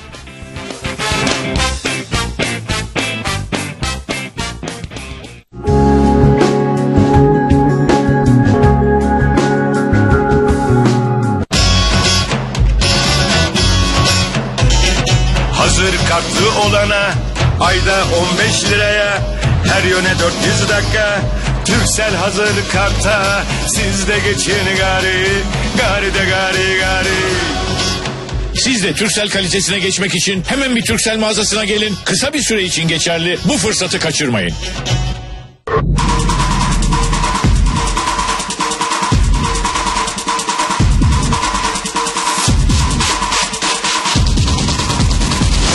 P-Zero, en iyilerin göz bebeği. Pirelli. Geldi aylardan Nisan, ödemeler bitse neşe dolacak insan diyenler için günde 7 liraya 7.000 lira süper kredi. Başvurmak için hemen bireysel yazıp 4411'e gönderin. İşte destek burada hizmette sınır yoktur. Afganistan'dan Makedonya'ya, Kazakistan'dan Kenya'ya bir dünya öğrenci Türkiye'de. 81 ülkeden binlerce öğrenci kültürlerini Türkiye'ye taşıyor. Geleneksel eşyalar, yerel kıyafetler, müzikler ve sahne etkinlikleriyle. Dünyanın kültürü Türkiye'de. Satıldı, satıldı, son 350 kaldı. Halkalı Soyak Evostar'da yalnızca 2.000 lira peşinat ödeyin, dairenizi dayalı döşeli alın, taksitleri ödemeye 1 yıl sonra başlayın. Kısacası alırken kazanın. Soyak Evostar, emlak konut güvencesiyle. Bugüne kadar dünyanın en büyük takımlarına, yıldızlarına, ve Türkiye'de 100'e yakın dalda binlerce sporcuya kol kanat gerdik. Şimdi de dünyanın en büyük spor organizasyonu olan olimpiyatları İstanbul'a taşıyoruz. Olimpiyatlar gelecek, İstanbul uçacak. Türk Hava Yolları.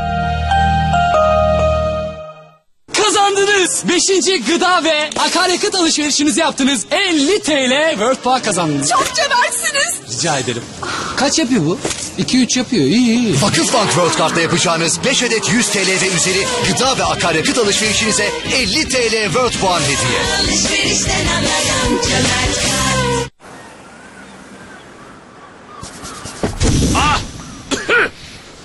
Hey bekle. 3 dileğim ne olacak? 3 dilek mi? İstediğin her şeye sahipsin dostum. C4'ünde stop and start, yokuş kalkış desteği ve kör nokta uyarı sistemi var. Hala 3 dilek diyorsun. Düşük yakıt tüketimi, elektrikli park freni ve navigasyonu saymıyorum bile. Citroen C4 1.4 VTI Attraction şimdi 41.900 liradan başlayan fiyatlarla. Citroën, créative technologie.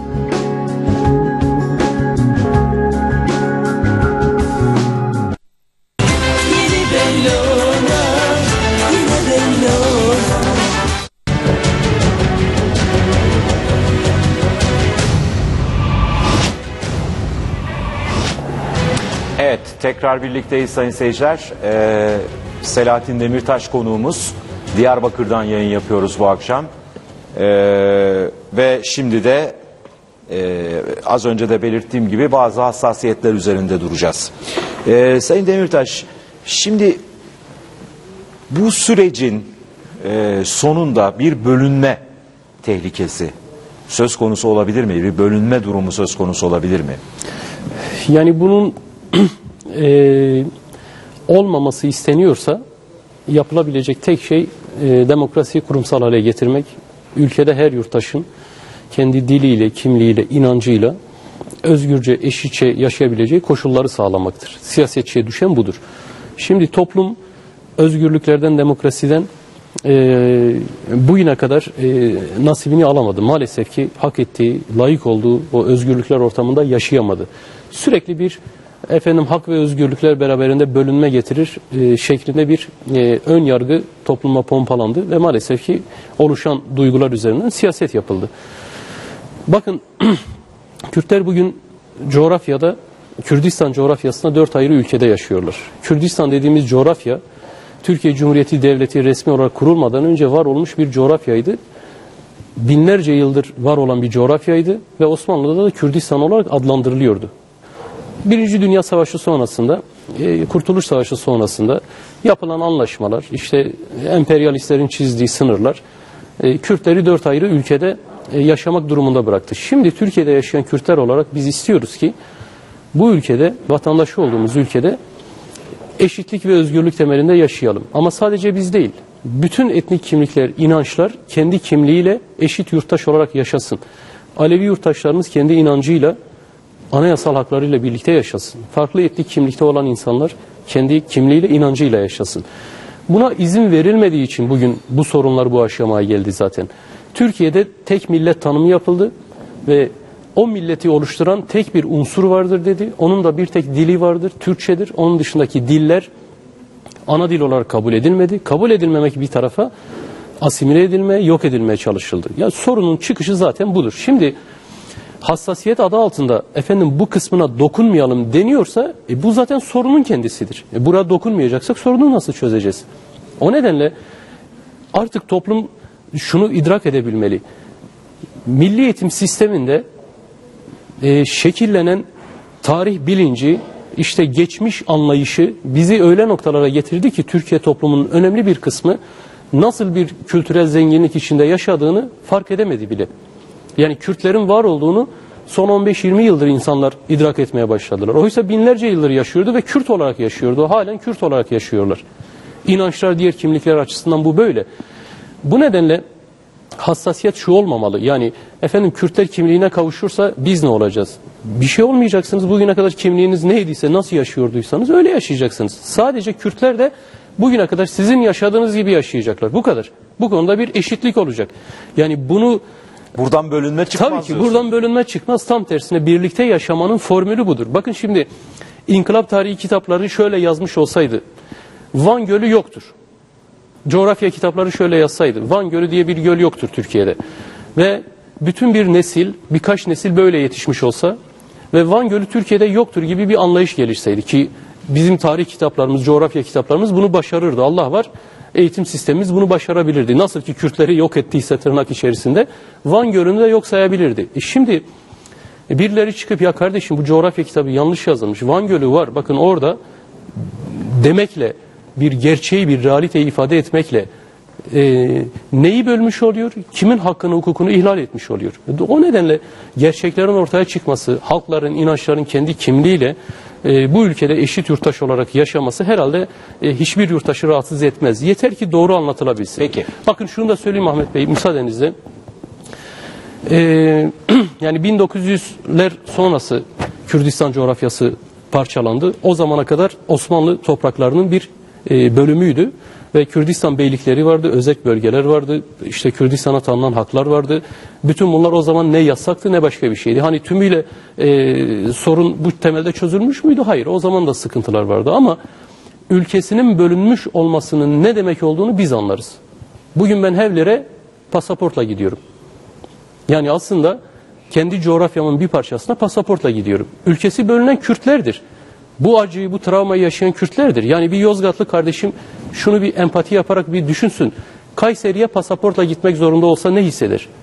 Dolayısıyla ülkesi, toprakları bölünen Kürtlerdir. Bölücü olan Kürtler değil, bölünmeye uğrayan Kürtlerdir. Yani biz bunun sıkıntısını Kürtlerin bu acısı var. Kürtlerin bu travması var. Yeni bir pasaportlu bölge yaratmanın Tabii ki ne biz alemi yeni var? pasaportla gidilen bölgeler yaratmak yerine gelin sınırları esnek hale getirelim. Yani biz de Kürdistan diğer bölgelerine de Avrupa Birliği'nde olduğu gibi rahat rahat gidelim, ticaret yapalım, kültürel alışveriş yapalım, kardeşlerimizle birlikte yaşayalım. Bu bir travma olmaktan çıksın. Kürt halkı tırnak içerisinde düşman bir halkmış, terörist bir halkmış gibi imajın yıkılması, kırılması lazım.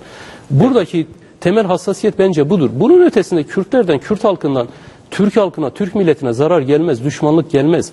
Binlerce yıldır eğer bir arada bu çerçevede yaşamayı başarabilmişsek bir sürü sıkıntıya, bir sürü katliama, savaşa rağmen bundan sonra çok daha sağlıklı bir hukukla, eşitler arası bir hukukla, başka hiçbir halkı, kimliği, inancı ezmeden, yok saymadan, çünkü bunu özellikle söylüyorum, şu tartışma yürütülüyor. Kürtler ve Türkler birleşip bu defa başka halkları mı, inançları mı ezecekler? Böyle şey olur mu? Tam tersine buradan güçlü bir demokrasi, demokratik bir kültür, birlikte yaşam inancı çıkarabiliriz diye biz süreci destekliyoruz. Mesela Türkiye Cumhuriyeti yazıyor, TC yazıyor. Tabelalardan bunu kaldırıyorlar bazı işte hastanelerden, Sağlık Bakanlığı gerek yoktur filan diye. Bu bizim içinde olduğumuz bir tartışma değil. Zannedersen bu tartışmadan da vazgeçtiler, bu değişiklikten. Yani bu tür şeyleri yapmak istiyorlarsa kendileri gerekçelerini açıklasınlar. Yani BDP'nin önerdiği veya tartıştığı... İstediğiniz bir şey mi bu? Bizim önerdiğimizde hükümetin hayata geçirdiği bir şey değil. Yani siz Türkiye Cumhuriyeti sözünden rahatsız mısınız? Rahatsız değiliz. Türkiye Cumhuriyeti resmi bir devlettir. Biz o Cumhuriyet'in içinin boş olduğunu, bizi kapsamadığını söyleyerek eleştirdik bugüne kadar. Yani bizi kapsayan bir cumhuriyete dönüştürmek istiyoruz. Yoksa biz Türkiye kavramından da Türk kavramından da huzursuz değiliz. Türk kavramı Kürdü inkar ettiği için, o şemsiye adı altında asimile ettiği için biz mevcut verili duruma karşı çıkıyoruz. Yoksa Türkiye karşı çıkmıyoruz. Türk vardır, Türk milleti vardır ama Kürt vardır, Kürt milleti de vardır.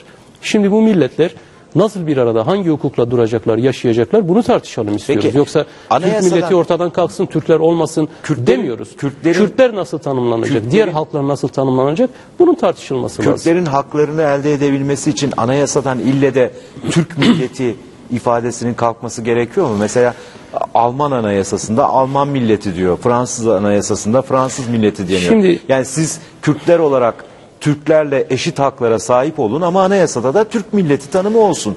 Niye Ahmet bundan Bey, rahatsız oluyorsunuz? Ahmet Bey, bakın bu yani Türk milletinin kendisinden rahatsız değiliz. Türk milleti ve Türk kavramına yüklenen anlamdan biz rahatsızız.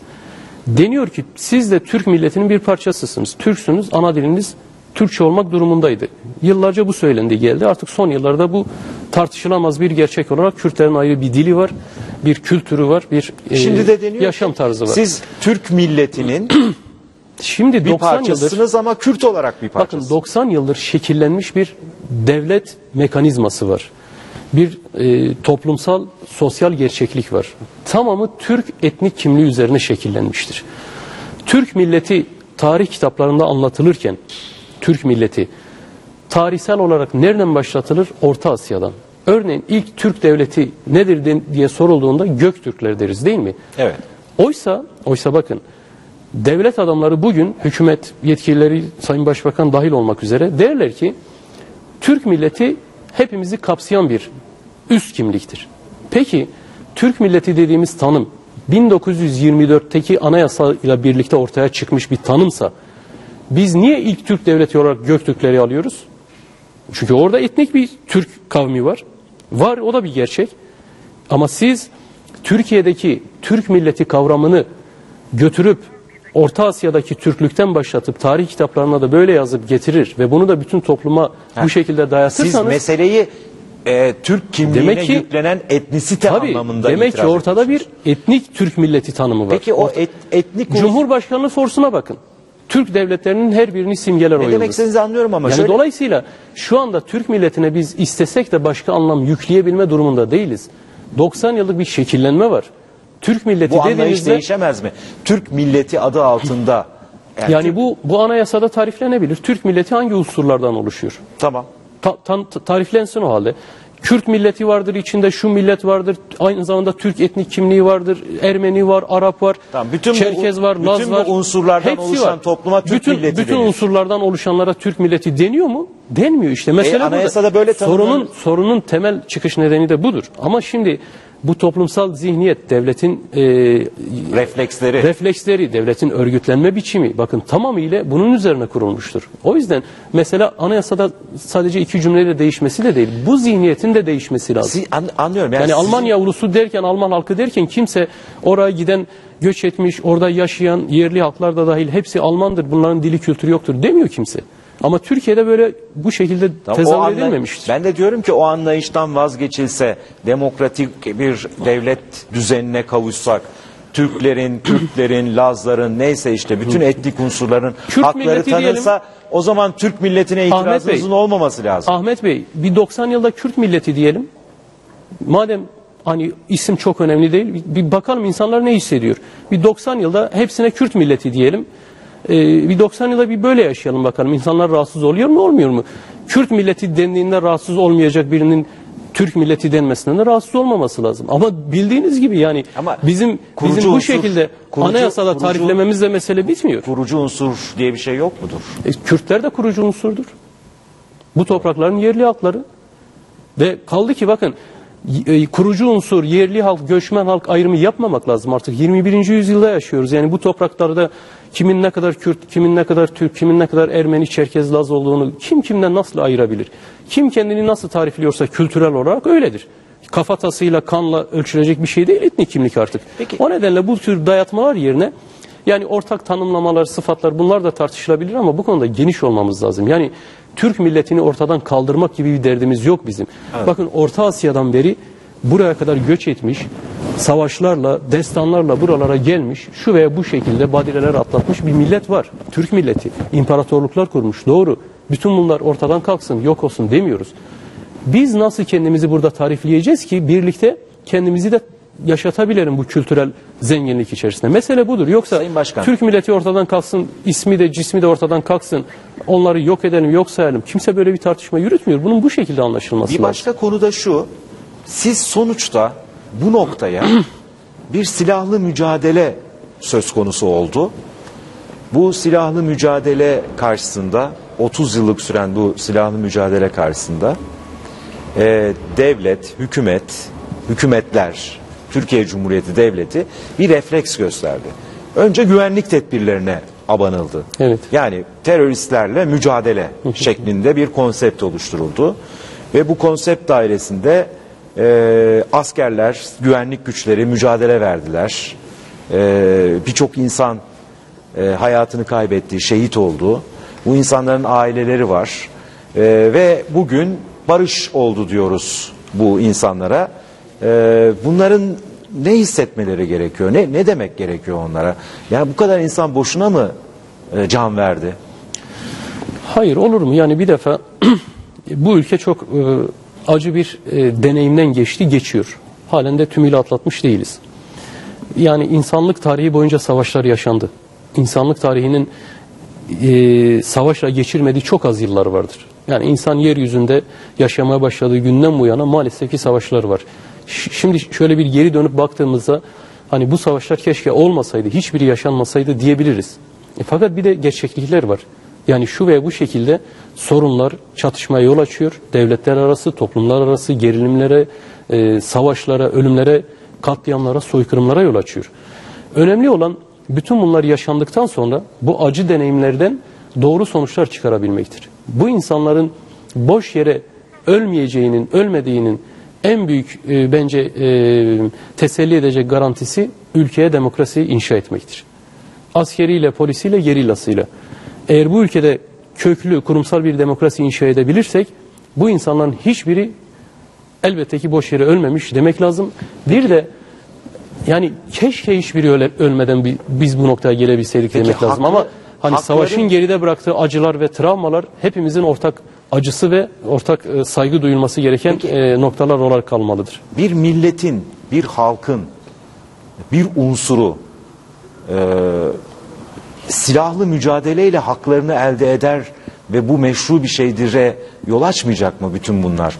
Yani keşke silahlı mücadele keşke olmasaydı. Yani işte 1970'lerin 80'lerin koşulları Türkiye'de böylesine bir çatışmayı, böylesine bir savaşı başlattı ve maalesef ki o günden bugüne kadar bu savaşı siyasetçiler olarak durduramadık, başaramadık. Şimdi bunu yapmaya çalışıyoruz. Ama hani şöyle düşünmemek lazım. Yani sonuçta bu ülkeye eğer huzur içerisinde birlikte özgür bir yaşam gelecekse bilinmelidir ki bu ülkenin geçmişte yapılan hataları bu tür savaşlara, çatışmalara yol açtı.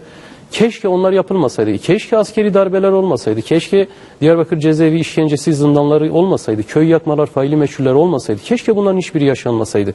Bütün bu acılar Kürdüyle, Türküyle bu kadar büyük travmalara keşke yol açmasaydı. Ama hani şu anda keşke noktasını geçtik artık. Bu acıları çeken aileler, anneler, babalar ve onların acılarını paylaşan bizler yeni acılar yaşansın istemiyorsak bu durumda artık gerçekçi olmak zorundayız. Savaşın duracağı, siyasetin konuşacağı, siyasetle çözüm arayışının gelişeceği bir ortamı yaratmak durumundayız. Yani geçmişle hesaplaşmak da böyle olur. Geçmişle yüzleşmek de böyle olur. Geçmiş hatalar, yanlışlarla yüzleşmek böyle olur. Yani darbelerle yüzleşmek istiyorsak bu ancak demokratikleşmeyle olur. Geçmiş savaşın çirkinliğiyle yüzleşmek istiyorsak bu böyle olur ancak. Yani eğer hani bu ülkede hiçbir anne, hiçbir acılı anne gelişecek hiçbir çözümden eminim ki yeteri kadar mutlu olmaz, olamaz. Hiçbir şey onun evladını geri getiremez. Hiçbir şey onun acısını ortadan kaldıramaz. Ama en azından bundan sonra annelerin acısının olmaması için bu tür çözümler ortaya çıkarsa ben inanıyorum ki birçok anne en azından yüreği kül bağlayacaktır. Bundan sonra başka anneler ağlamasın, aynı acıyı yaşamasın diye bu süreci sonuna kadar destekleyecektir. Benim kulağıma çalınan bir cümle var. Son zamanlarda çok duyuyorum. Ne yani biz de mi silah alıp dağa çıkalım diyorlar bazı insanlar. Ne dersiniz? Mesela Hasan Celal Güzel bile geçenlerde böyle bir laf etmiş. Şimdi bakın eğer kendisi Diyarbakır cezaevinde yaşanan işkenceleri görürse kendisi kendi adını Hasan olarak koyması yasaklanırsa, Türkçe konuşması yasaklanırsa, ailesinden insanlar işkence görürse, katledilir, öldürülürse, köyünün ismi değiştirilirse, kendisi zorla Kürtleştirilmeye çalışılırsa ya da kendisi zorla başka bir kimliğe tabi tutulmaya çalışılırsa herhalde kendisi de öyle bir şey yapardı demek istiyor. Ben de onu yapardım demek istiyor. Şey diyor ama anayasadan Türk ifadesi çıkarsa alır silahı. Vallahi kendisinin bileceği iş. Biz insanlar dağdan insin diye uğraşıyoruz. Yani insanları daha teşvik etmek için bir çözüm süreci desteklemiyoruz. Ama yani kendisi biraz empati yapmalı veya onun gibi düşünenler biraz empati yapmalı. Yani bu ülkede insanlar... Sayın Başkan, bu sürecin barışla sonuçlanması dağa çıkmanın meşrulaşması anlamına mı geliyor? Gelmiyor. Bakın tam tersine demokratik siyasal kanalları biz açmaya çalışıyoruz. AKP hükümetini bu konuda zorlamaya çalışıyoruz. Bir daha insanlar eline silah almasınlar. İnsanlar daha çıkmasınlar.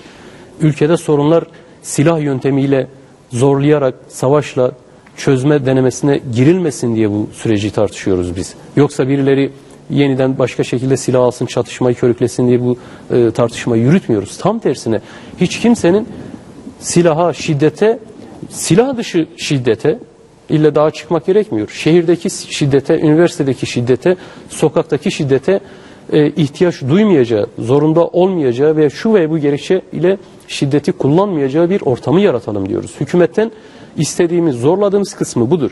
AKP bunu yapacak mı, yapmayacak mı önümüzdeki günlerde göreceğiz. Şimdi böylesine bir ortamdan sadece Kürtler mi faydalanmış olacak? Sadece Kürtler mi siyaset yapıyor bu ülkede? Allah billah aşkına, yani diğer muhalefet partileri demokratik bir ortamda mı siyaset yapıyor?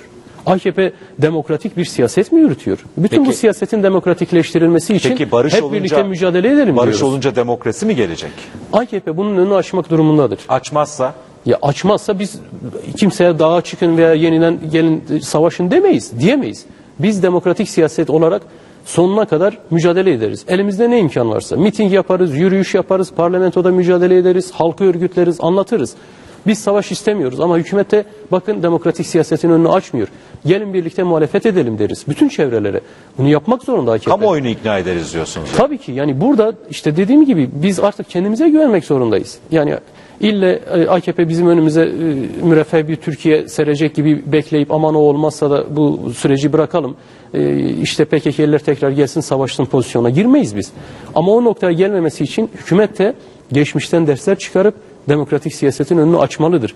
Bu mesajları güçlü vermeli, adımları hızlı atmalıdır. Bunlar olmalıdır ki Türkiye'de kimin ne derdi varsa, ne konuşmak istiyorsa ve hangi hedefini, amacını siyaset yoluyla ortaya koymak istiyorsa bunun imkanını bulsun. Bunlar bulunduktan sonra gerisi zaman işidir. Halk kimi destekler, hangi düşünceyi, hangi çözümü ne kadar destekler, bütün bunlar bizlerin, siyasetçilerin çalışmalarıyla bağlantılı. Barış gelince demokrasi gelecek diye bir şey yok. Barış gelir, demokrasinin de gelmesi için bakın bu konuda bu sefer mücadele edilir diyorsunuz. Bu konuda Ankara Hukuk'tan değerli hocam aynı zamanda sevgili Mithat Sancar'ın bir tarifi var ki çok yerinde bir tariftir. Negatif barış, pozitif barış. Negatif barış silahların sustuğu aşamadır. Ama silahların susması tümüyle topluma barış geldiği anlamına gelmez. Toplumda potansiyel çatışma riskleri ve tehlikeleri duruyorken biz tümüyle bir barış halinden söz edemeyiz. Onun ortadan kalktığı hal pozitif barıştır. Barış. Ona gitmemiz lazım evet, diyorsunuz. bizim pozitif barışa doğru gitmemiz lazım. Bu da hak ve özgürlüklerle doğrudan bağlantılıdır. Sayın Başkan çok teşekkür ediyorum. Yani kapsamlı ve iyi bir söyleşi oldu. Çok teşekkürler. Ben sağ olun. sizlere teşekkür ediyorum. Yoğunluğumuz nedeniyle biz İstanbul'a gelememiştik. Ekibinizle birlikte Diyarbakır'a geldiniz. Ben teşekkür Biz ediyorum. de Diyarbakır havası aldık.